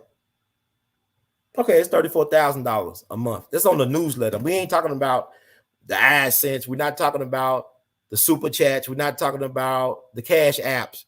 We're talking about just on that newsletter. How you only have $1,000 to his name? It's like when people believe that Dick Gregory was broke and they had a GoFundMe. You know, like in Vlad TV, some other outlets said Dick Gregory, I think of TK Kirkland, whatever. And my thing is like Dick Gregory, he had intellectual property. He had books he wrote. He was an author, you know, a diet guru, health, fitness. He had properties. He had warehouses full of stuff that he had accumulated over the years. Dick Gregory was living in a condominium when I met him in DC. His wife was staying in Massachusetts, but he lived in a condominium. He was driving a very stylish BMW. When I first met him in person back in 2012, Dick was living a lifestyle that he wanted. Now, he gave up a lot of money over the years. He sacrificed because of his political stances, his humanitarian stance. You know, like I said, Bill Cosby took Dick Gregory's place. You know, Bill Cosby had the career that Dick Gregory was supposed to have, but Dick gave it up for the movement. So he did leave a lot of money on the table. He did, he lost a lot of gigs and stuff like that, but Dick, he was living comfortable. And the reason why one of the reasons why the funeral was, it took him almost a month to get his funeral, his own going done and to get buried. Dick Gregory was a icon. So, he died in August, right? But, they want to make sure that they get everybody scheduled. They wanted VIPs to be there to pay their respects. Minister Farrakhan did his eulogy. And people assume, see what I'm saying? You can't look at what they put out in the media and social media. A lot of y'all assume that Dick had issues with Minister Farrakhan because of some of the stuff he may have said on my platform and other people's platforms, how he was very critical of Minister Farrakhan's strategy about boycotting Christmas. But they were very close. Dick was very close to Malcolm. Dick was very close to Elijah Muhammad. And I think Alice Haley, when he did that book with Malcolm, had some misinformation about Dick in the Malcolm X autobiography. There's a couple things like misinformation in that autobiography. That's another story for another day. We all know Dick exposed Alice Haley for being the agent. He didn't really write Roots. It was written by autobiography of Malcolm X Legend was written by his Playboy editor, Alice Haley's Playboy editor, Murray Fisher. And then he stole the blueprint for Roots from this book written by this white dude named Harold Corlander called The African, which came out back, I believe, in 1967. There you go. So you can't believe everything you always read or see in social media as well. So Dick, his eulogy was done by Farrakhan. Yeah, I thought they had beef. So you can't go by all this stuff. Like what I said, there was a lot of celebrities behind the scenes that supported Malcolm, even though he was talking a lot of crazy stuff, in front of the camera. He had a lot of support of certain celebrities. You'd be surprised at the people like what A. Peter Bailey told me, one of Malcolm's assistants. He was a pallbearer for Brother Malcolm. And also he was one of the founding members of the Organization for Afro-American Unity. He told me in person when I met him for the first time in Silver Spring, Maryland, back in 2012, that you'd be surprised at the type of celebrities and VIPs that supported Malcolm behind the scene. They agree with his message, but they could not be seen with him in public, embracing him as such, but they supported, they opened their checkbooks and stuff to him. So same thing with Khalid Muhammad, when it got too hot, when he got kicked out the nation, whatever, for some of the things he said. And you think about it in hindsight, he was very honest in his assessment about our situation. And think about where we was at when Khalid was walking the earth over 20 years ago, where we at now as a people. We was more on point when he was around. We had more of some hope. You know that his son is Pharaoh Gray, right? He had numerous kids, and one of his sons is the realionaire Pharaoh Gray, the motivational speaker, entrepreneur dude. That's his son. But his son chose a different path, and that's you got to live your own life. But what I'm saying is, Khalid was our black manhood.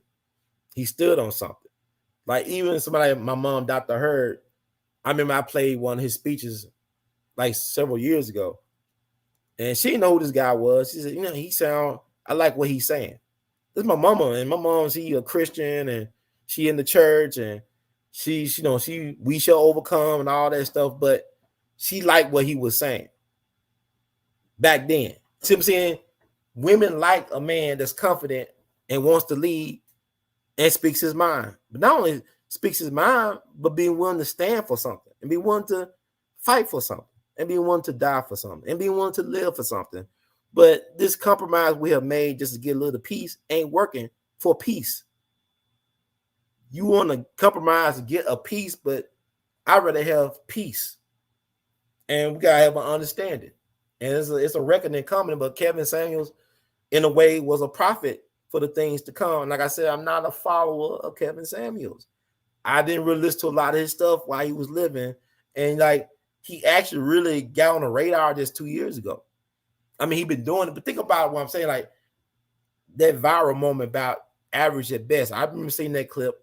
I think it was World Star or something like that, or Instagram. But that was just 2 years ago. And then now he's gone. So think about the stress he had to be under just to adjust to all the things that came his way in this short period of time.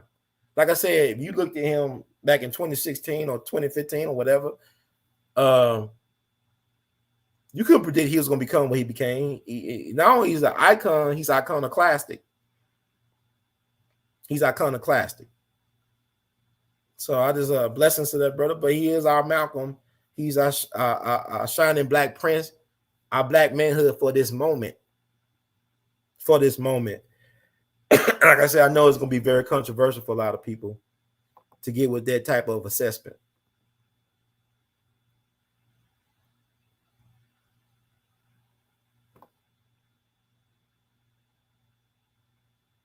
So I guess yeah, Steve Coakley was a good man. I mean, Steve Coakley gave his life for our people, man. You can still find somebody uploaded it. The presentation he did in Memphis back in 2003 during the Southern Christian Leadership Conference. Dr. MLK III was there, Dick Gregory was there, Dr. William Pepper, a couple of VIPs.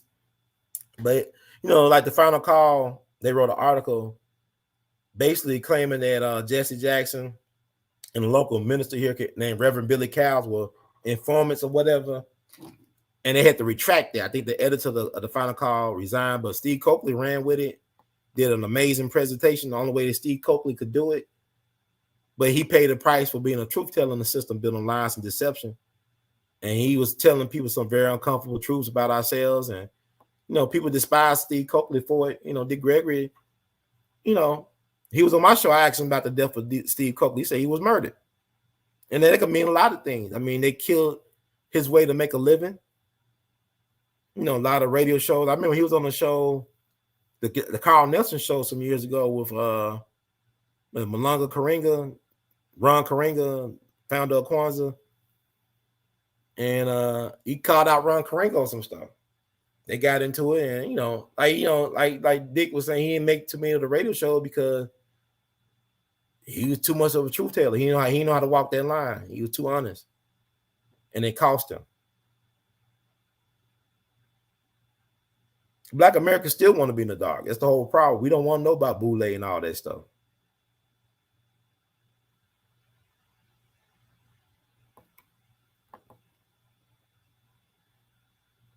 Thank you, Walt Diesel. I appreciate that. I'm the most known. I'm in the city of Memphis right now, broadcasting live across the street where they killed Dr. King, shot him in the face.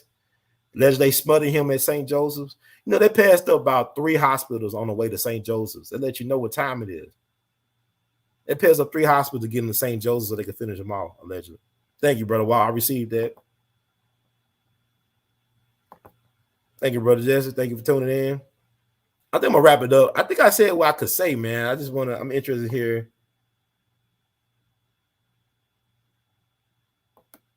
Thank y'all for the support. Let's get this up to 100,000 people. Let me just get in because I've been getting a lot of information downloaded to me lately, and I want to share it with the people. Yeah, Dr. King did not stay at the Lorraine. He used to stay at the Holiday Inn. That's the thing people don't know. Lorraine, he would have community meetings at the Lorraine. The last time he decided to stay in Lorraine, he was not supposed to stay at the top, on the top level, like you said. That exposed him because they originally put him in an area where he had more security and protection. But somebody from SCLC told them to move Dr. King to that room. And it was Reverend Billy Kyles that said, I got to wait till they get a better shot, a clear shot, whatever. Keep on saying that over and over. And he passed away back in 2016.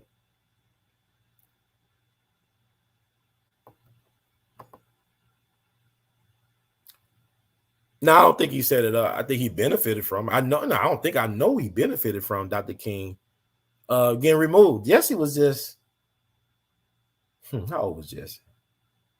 Like 26. He was young. Because I think when he did he was the keynote at the Black Political Convention in Gary back in 72. Jesse was probably like 30 years old. Let me see. When Jesse was born in 42. I think he's a Libra. Oh, Jesse Jackson. I think Jesse was born in 42. I'm sorry about that. Just trying to get y'all out of here. Cause I don't think I can talk too much. Does I have some people on?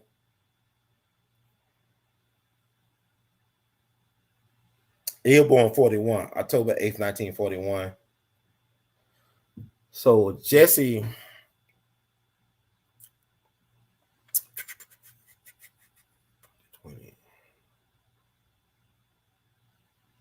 Yeah, Jesse would have been Black Political Convention. He probably he's like 30 something, like early 30s. But he like 26, 27 when King got killed. He benefited from it. The government did it because, the gun chain possession, you could trace the gun that killed Dr. King back to the FBI. Chain of possession.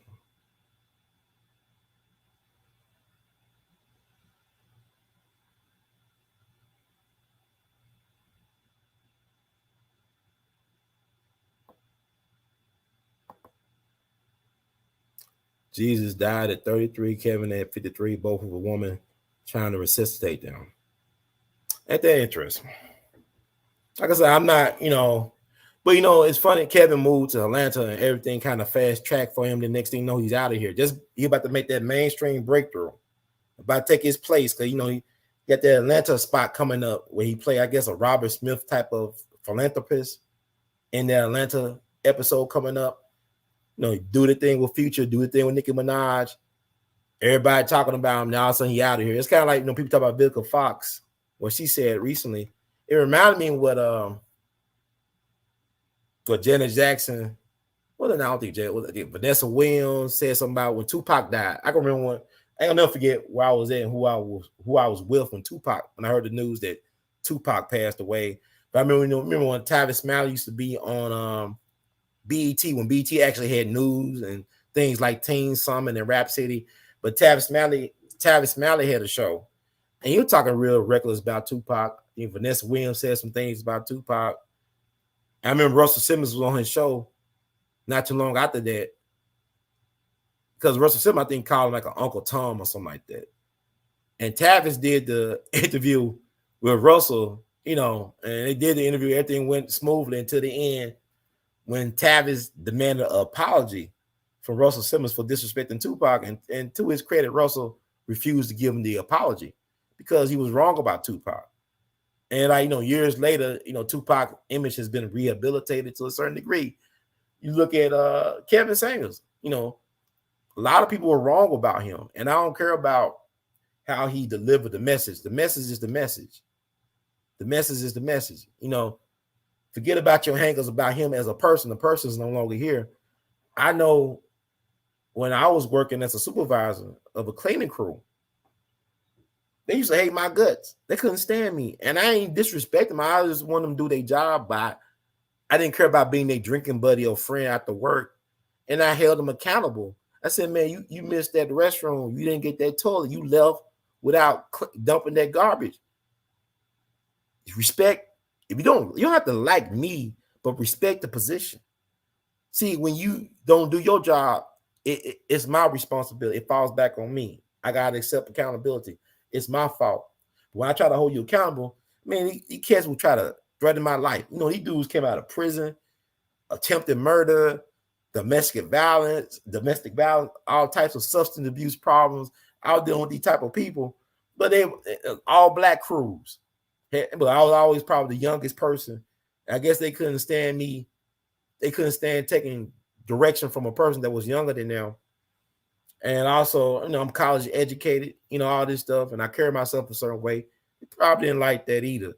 But I was never trying to disrespect them. But they said, I ain't like the way he's speaking to me. I'm a man. I said, I never question your manhood.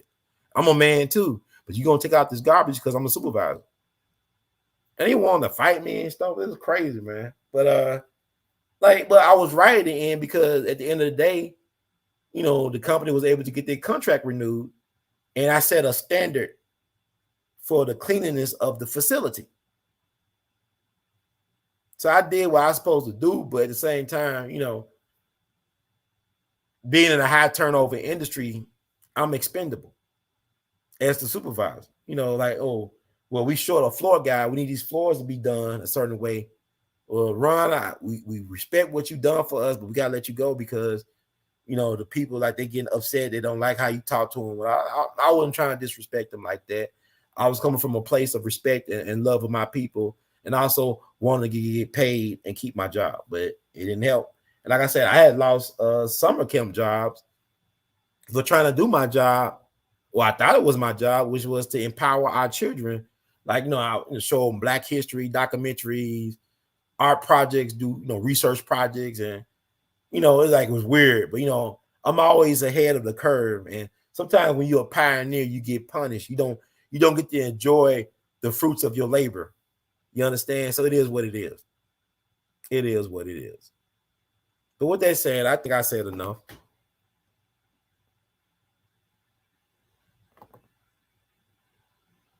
Why not? We are our ancestors. See, y'all keep on thinking we don't see. We act like we have such reverence for Malcolm. We would treat Malcolm like a Charleston White. We would treat King like a Charleston White. Come on now. We despise the folks that hold us accountable. We like the folks that want us to make us feel good about our miserable, dirty selves. We don't want the people that want us to tell, hey, your laundry is dirty. Wash your laundry, wash your dishes. Clean up this house. You hoarding bad behavior. Get rid of it. We don't want those type of people around.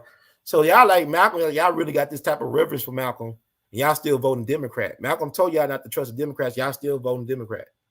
Majority of us still vote Democrat. And Malcolm told you not to trust Dixiecrats like Joe Biden. But Joe Biden told y'all, if y'all don't vote Democrat, you ain't black. So y'all gonna miss me. Y'all got such reverence for Malcolm. Please, you don't. Like I said, if Malcolm was around, you wouldn't respect Malcolm. Most of us wouldn't, especially because he's not even a Christian; he's a Muslim. Also, Kevin Samuels was a minister. He was a singles minister in Texas, I believe, in Dallas.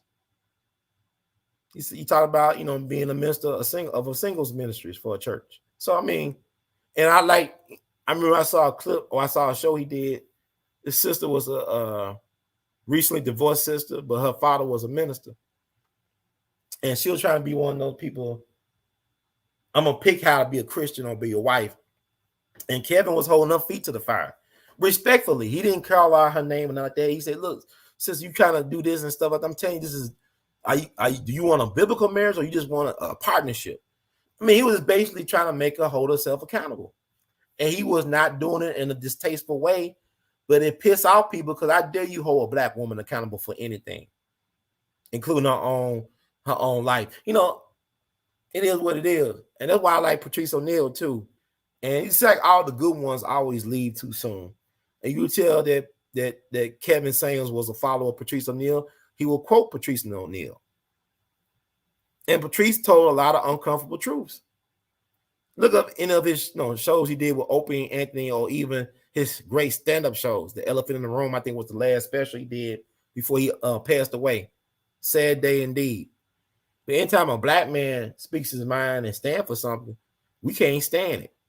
And now, thanks to the likes of Kevin Samuels, the black man is now getting the confidence to say what he always wanted to say, but was too afraid to say to his own woman. See, black men are really scared of black women. A lot of us are scared of our own women. And that's sad. Because y'all talking about white men, but it's the white woman that encouraged the white man to be the way he is. She be whispering all that pillow talk and all this stuff. She's the power behind the throne. There's a reason why a lot of the elite white women didn't care about the vote. They said, why do I care about the vote when I have my man at home? I can whisper in his ear, pillow talk. I'm the power behind the throne. Who needs the vote? The only woman that cared about the vote was the one who didn't have a man, who maybe was playing for the other team. You think about, look at the history of the women suffragists and all this. They all lonely women with cats and all this stuff. But I'm just saying, it's not me talking. Don't blame me, blame history. You had the white woman encouraging the white man to lynch black people.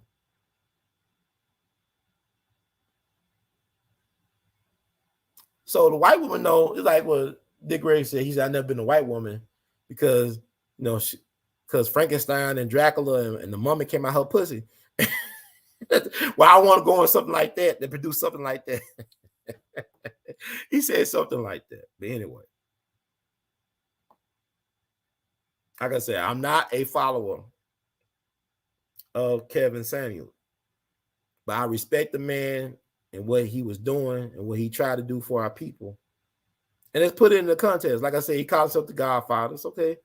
He is the Godfather of the things to come in the manosphere, the Negro manosphere in particular, but men worldwide had respect for. And y'all talking about, well, the way he carried himself and all this stuff about. I mean, look, God got an interest in sense of humor.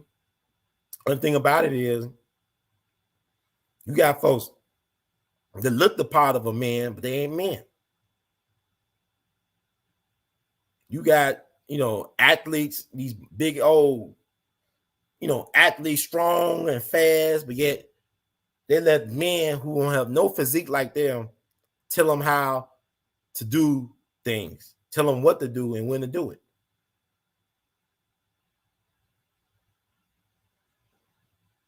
It's like being an elephant that was raised, tied up to a nail in the ground.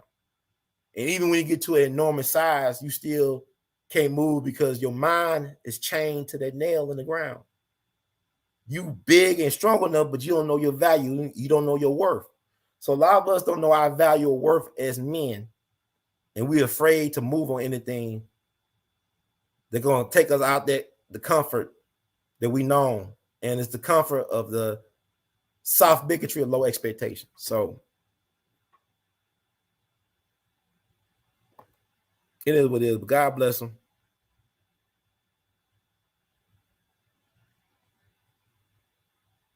Let's get into the. I had a chance to talk with Dr. Francis Chris Wilson as well, too.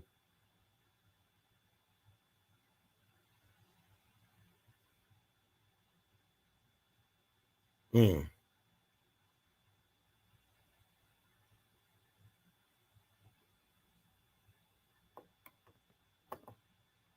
Dr. King was led out to the balcony, and people would go to like Dr. William Pepper's the plot to kill King. Like I said, he didn't stay at the Lorraine. He stayed at the Holiday Inn Rivermont. Holiday Inn was invented in Memphis, by the way. Kemmons Wilson, I think his name.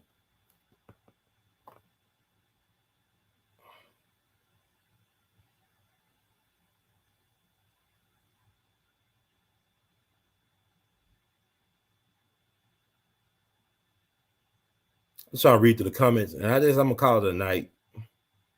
I probably drive my neighbors mad, talking loud.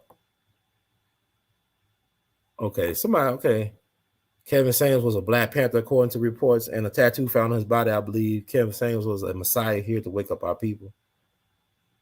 I think Kevin Samuels. See, I think people. I don't feel sorry for Kevin Samuels because he knew his time was was limited. I understand he was a 2-time cancer survivor, right? He had, I think I read somewhere we had COVID twice, and he was just a workhorse, 20 plus hours days, and I don't feel sorry for a man who had left a mark like he left, and people have such strong feelings about who he is and what his message was and is. Job well done. Job well done. He had the Panther spirit, like I said, like he had that ancestral power. He could have been a Panther. He could have been, like I said, he would have been up there with Malcolm. He would have probably been working side by side with Brother Malcolm back in the day.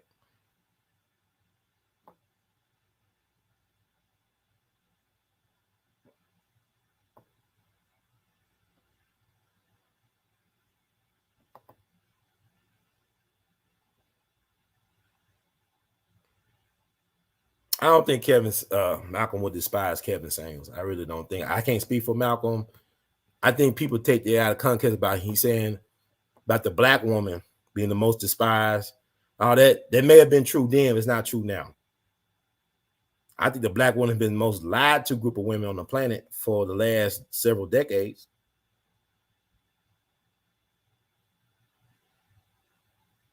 Black girl magic without black son. Okay.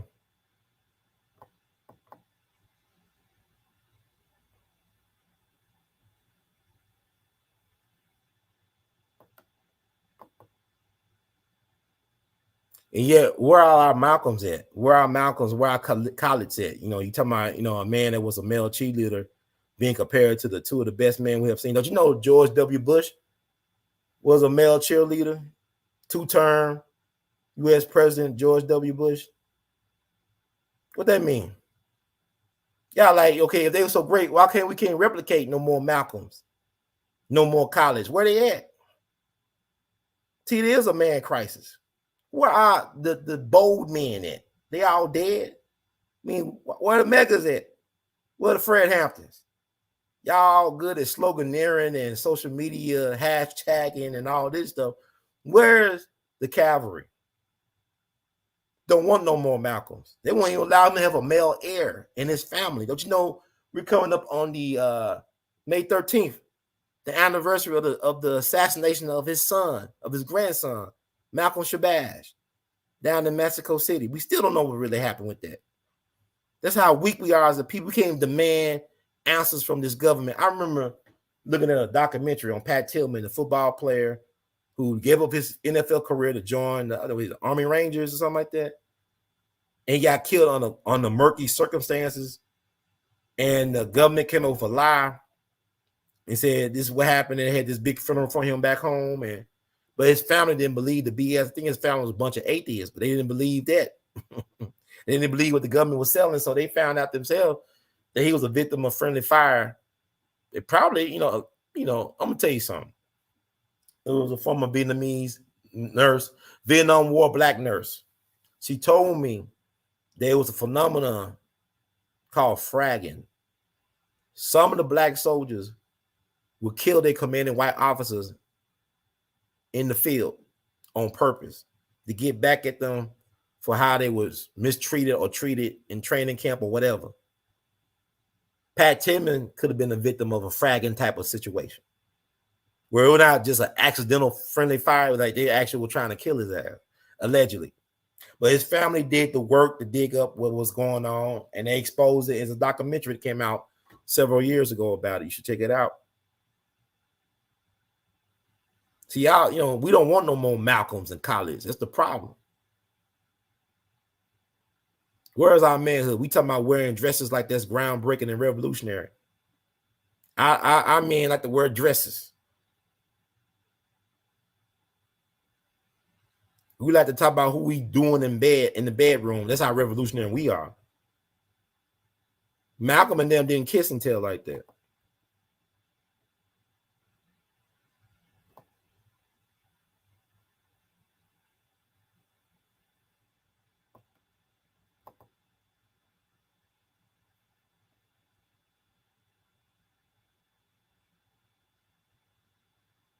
I mean, to each own is eye to beholder, right? Now, I agree to disagree. Like I said, I wasn't a follower of Mr. Samuels, but he spoke to something, a fierce urgency of now. And my thing is not about pleasing everybody anyway. If you be a pleaser, you try to please everybody, you please nobody, including yourself. So my thing is, I think people need to be authentically true to who they are, and don't be afraid to stand on a square. Don't be afraid to be who you really are. Don't be afraid about acceptance when you can't accept yourself. Learn to accept yourself and deal with that. People are hard to deal with.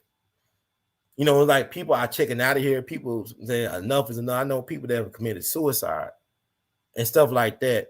And just they can't deal.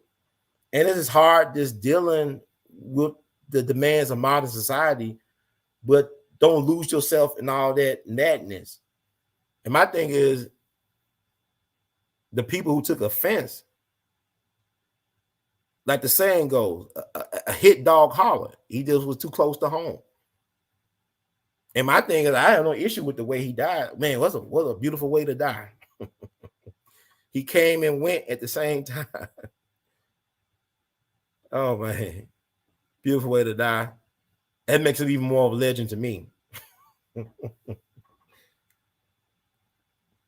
I can't speak to his authenticity. Like I said, I wasn't no devout follower of Kevin Samuels.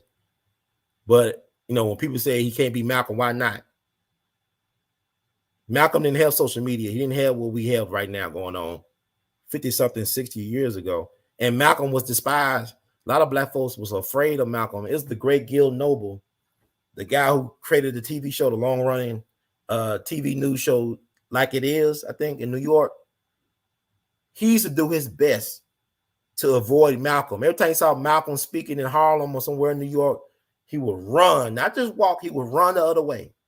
I think some of his white friends came into town and they wanted to hear Malcolm. And he was surprised. You want to hear Malcolm? Yeah, we want to hear what he got to say. We think he's fascinating. We think we might have some validity. He might have some interesting points we need to consider. So even the white folks that he knew, they had no problem with trying to listen to Malcolm. But he made it his business to stay away from Malcolm. It wasn't until Malcolm died that he understood what Malcolm really was about. And then he devoted his life, the rest of his life, talking about the legacy of Malcolm on his show, interviewing his colleagues, his lieutenants, you know, people close to Malcolm, trying to find out who really killed Malcolm. He devoted the rest of his time, among other things, to that. But in life, he avoided Malcolm. I remember this beautiful black woman from St. Louis, Mama Colette. I don't know if she's still around, but Mama Colette, she wrote a poem, and I know she talked about when she used to live in Harlem back in the 50s, late 50s. She used to hear Malcolm speak all the time coming out the subway. She would, go past him. He was with a crowd on the street talking and stuff. He was talking, and she thought he was a fool. She said, "Man, this guy is so foolish. He talked this mess all the time." And then one day, something happened to her. And when she got off that subway and she heard Malcolm, that moment, everything made sense what he said. But it took her going through some things or going through a thing to get to that point.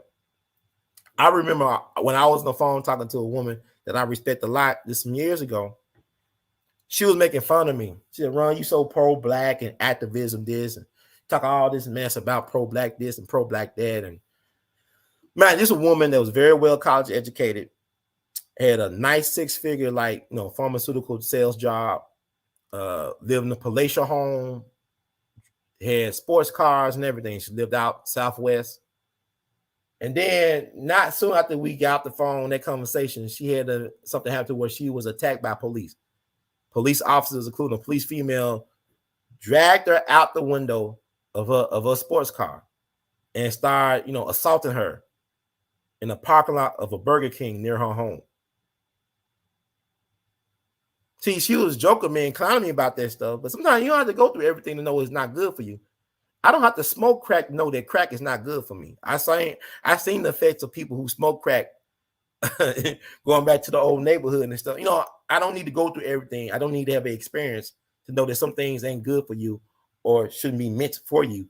But she had to experience that police assault for her to come home, that even though she's college educated, she's making all this money, she got all this resources, her mom has a very powerful position in the state NAACP. They still could not protect her from being assaulted by this police officer who was well known for harassing and bullying black motorists.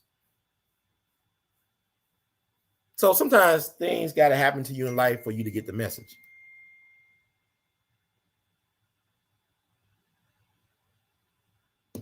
So it is important to keep an open mind. Like I said, I'm not, you would assume that I was a follower of Kevin Samuels. I'm not a follower.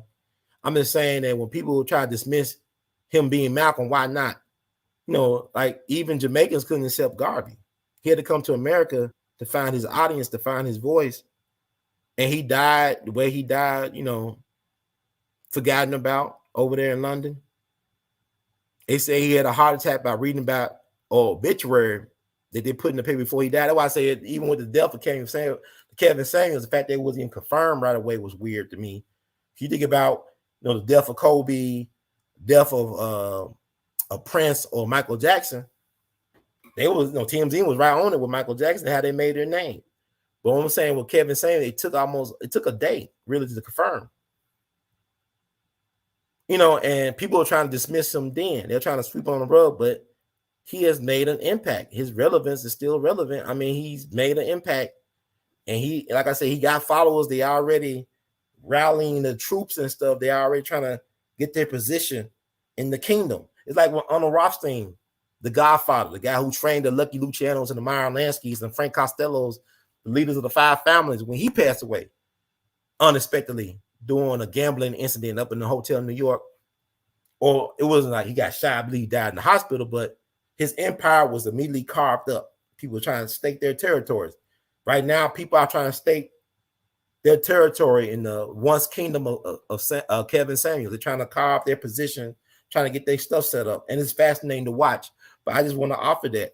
Like I said, people say, well, you know, compare, he's the closest thing we had to a Malcolm or Khalid in a while. And we even don't care for Khalid Muhammad and all them guys. We act like we love him so much, but we don't. Because we love him. Why are we not producing men of their stature?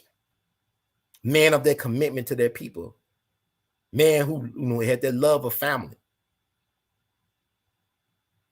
Who's willing to put their lives on the line for principle. Who was willing to be unpopular to do what was for the best interest of our people in the long run. Why are we not producing people like that? Don't tell them about no voting because they ain't counting all the votes. And that's another, I ain't gonna talk about that here. I just, you know, like Judge Joe Brown, we talked about this a little bit on Sunday, the words I could get in, but it's fascinating. But I'm about to wrap it up.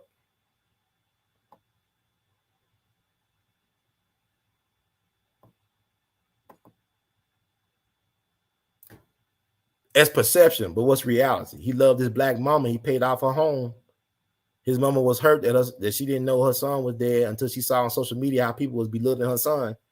He had a black daughter. I think he'll try to make the world a better place. He was holding black men accountable and black women. If you actually listen to any of like I said, I'm not a follower of anybody like that, but I did listen to several hours of this stuff before he passed. And I had no problem with the things he was saying.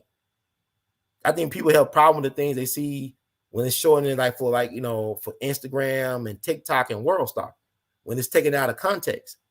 But if you take the time to really listen to what he was saying and how the people wanted his advice, the women wanted his input, the women been lied to all their lives by men they love and trusted and respected.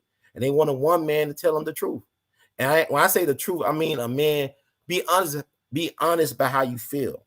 I'm not saying that his truth should define your life. I'm saying that he was honest enough in being honest with himself and honest with you about how he felt about what you said about you.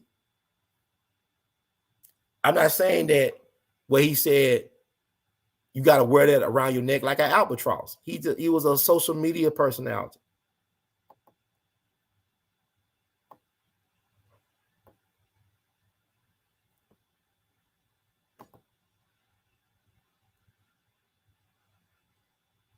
He got a black daughter. He got a black mother. I'm not really into bedroom politics like that with people because Latina, a lot of them got Afro roots. I know a lot of proud Afro Latinas. Black is everybody come out of us.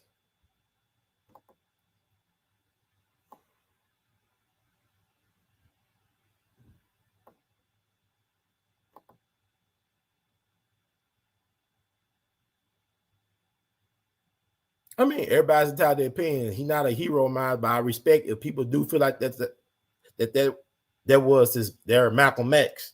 It's like, okay, with Kobe. I remember when T Mac said that Kobe made a deal. And then we was on Rachel Nichols show around time Kobe died, right? He said Kobe wanted to die young and be bigger than Jordan. Now people say he was the greatest mimic of Jordan, that he mimicked Jordan to a T, like he really act. But to a lot of younger basketball players like a Kyrie Irving, he was their Michael Jordan. So it's always in the eye of the beholder. Kevin was the closest thing to a Malcolm for a lot of these guys out here. For them, not for me. I don't idolize people like that. I don't do that no more. I don't care for all that. But I'm looking at the message, and the messenger is gone now. So it's easy to look at the message, and let's talk about the message. He can no longer offend people. He's no longer here in the flesh. But the message, then I look at the disciples coming out the message. I'm looking at the people that saw him as their leader. He was their George Washington. It is what it is, man. Independence Day, baby.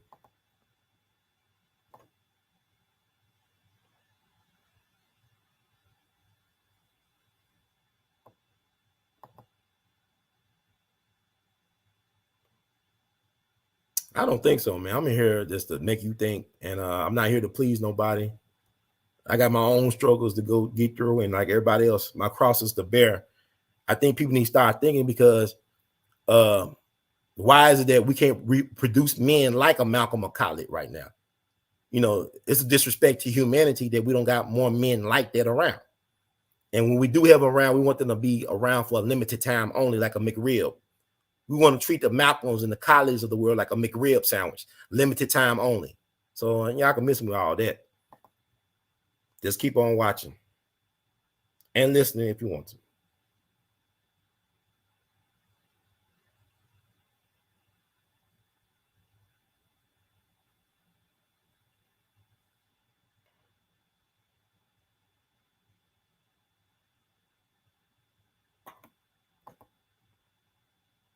I could compare anybody to anybody. Thank you very much. I compare Kevin Samuels to Jesus. I compare Nipsey Hussle to Jesus. I compare Kevin Samuels to an organized crime figure. He's the godfather of Arnold Rothstein, who created modern mafia, who helped train the guys, taught them how to dress and how to speak, how to network. Why not? It's my platform. Start your own.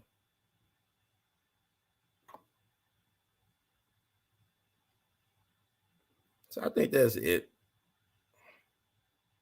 I'm trying to go through the.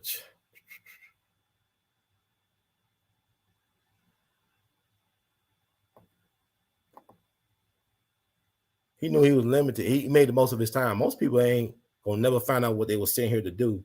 A lot of times, once you figure out what you were sitting here to do and do what you're supposed to do, even though you might want to stay longer, the universal God rewards you by a early return home. It's like with Tupac. Tupac only lived to be 25, though. Imagine if Tupac lived to be 53. What would Tupac would have done? Y'all talking about Kendrick Lamar. And Kendrick Lamar is one of the all-time greats. Like I said, I got him number 3 on my list, tied with Ice Cube for a reason. I always thought Kendrick was very talented, very imaginative, brilliant, and he never lets you down. He always give his best. He's always a true Gemini. Interesting, like Tupac. But yeah, Tupac only lived to be 25. Look at all the work he put in. But Kevin Samuels knew he was on limited time. And he made the most of his time. I think a lot of us could learn from that. Even if you don't agree with his message, look at his work ethic. Respect the work ethic. Like Charlie Parker lived to be only 34 years old. Charlie Parker practiced on his saxophone 11 to 15 hours a day for 4 years to get as great as he became and to make his contribution. And once Charlie had a lot of other things left, but he did mission accomplished, Charlie. And they still utilizing what he did some 70 years ago in the music to this day.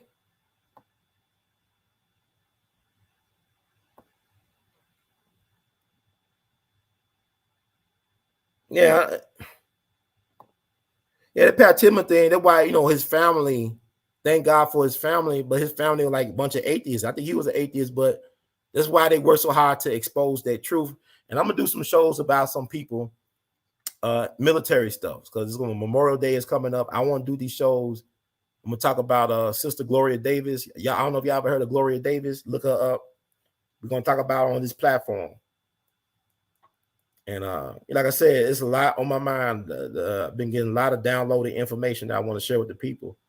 But sometimes I just I'm trying to get out of my own way, trying to do right by myself, learning from Kevin Daniels to take better care of yourself. Self-care is the best health care. We're gonna talk about Gloria Davis on this show. Y'all never heard of her probably, but beautiful black woman died under suspect circumstances in the middle of a huge scandal, military scandal. But they actually killed herself. But anyway, they do this a lot of our people.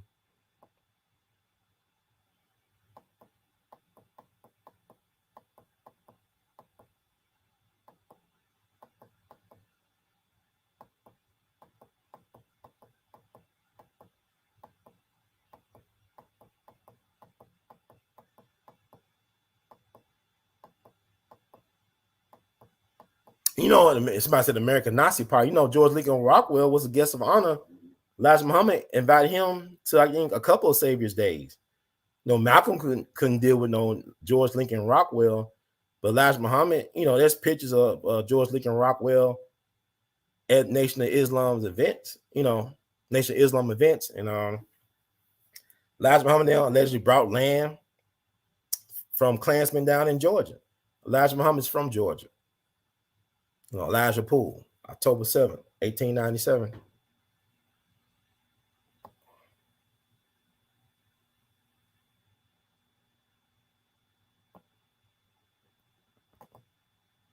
We all learn. You go somewhere, kick rocks, man, or wherever you are. Bot, whatever. We don't need you around here. This foolishness. Y'all don't want that. All I'm saying is think for yourself.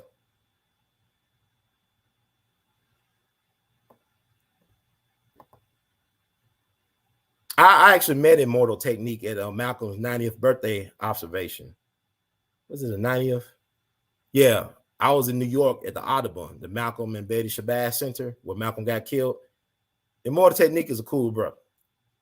I got a picture with him. He was willing to come on my platform, never follow up with him, but I'm very well of Immortal Technique.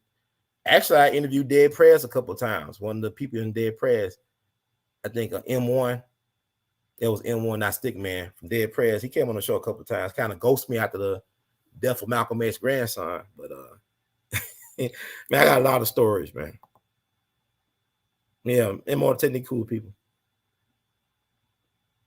And he one of the best out there. But like I said, we don't, our people ain't hip to that stuff, because the stuff he talk about, we don't want to deal with. That's why it's interesting, Kendrick Lamar, that people are receptive to the things that he talk about.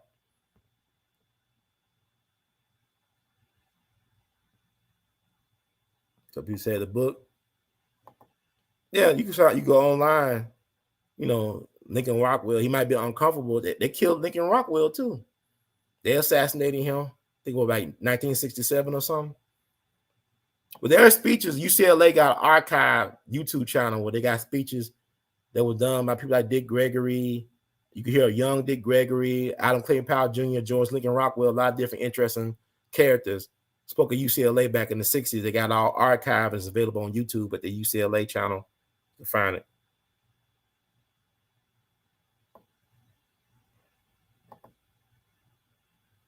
I mean, I talk about a couple of things on here. I mean, I tell you about Dick Gregory last time. I might go into more detail. I need to write books. That last day I spent with Dick Gregory, like the Mother's Day, last time we saw each other, that could have been a movie by itself. There's so many interesting things that happened that day. But God bless the memory of Bible. I can't believe he did 5 years this August that he's been gone.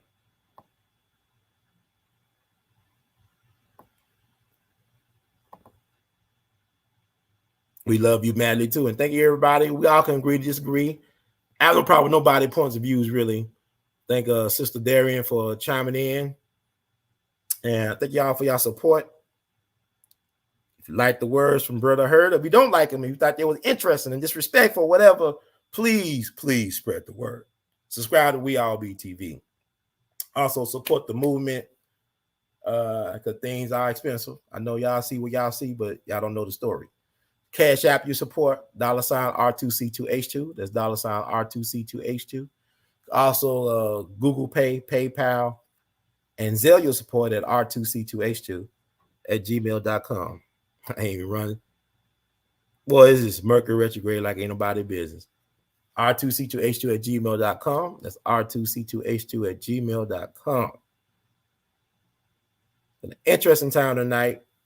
By artists, I got my Ida Wells with my Ida Wells shirt on. Go down below the video description box, YouTube, and you can access our official Teespring site from there. Also, frame and hang artist art, r2c2h2.com. So I guess that's it for tonight. Thank you all for participating. We are definitely dealing in Mercury retrograde situation.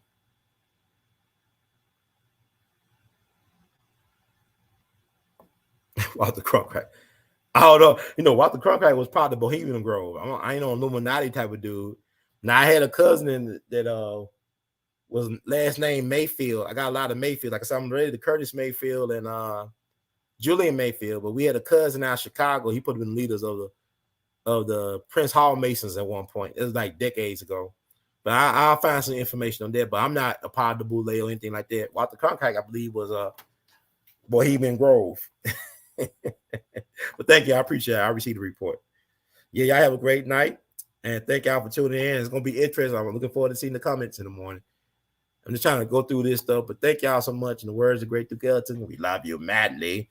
Y'all keep on producing and pushing. Thank you, Sister Duckworth from New Orleans. We love you. We love you madly. Oh, yeah. Signing off. Thank y'all. Love y'all. Great night. And looking forward to the comment section.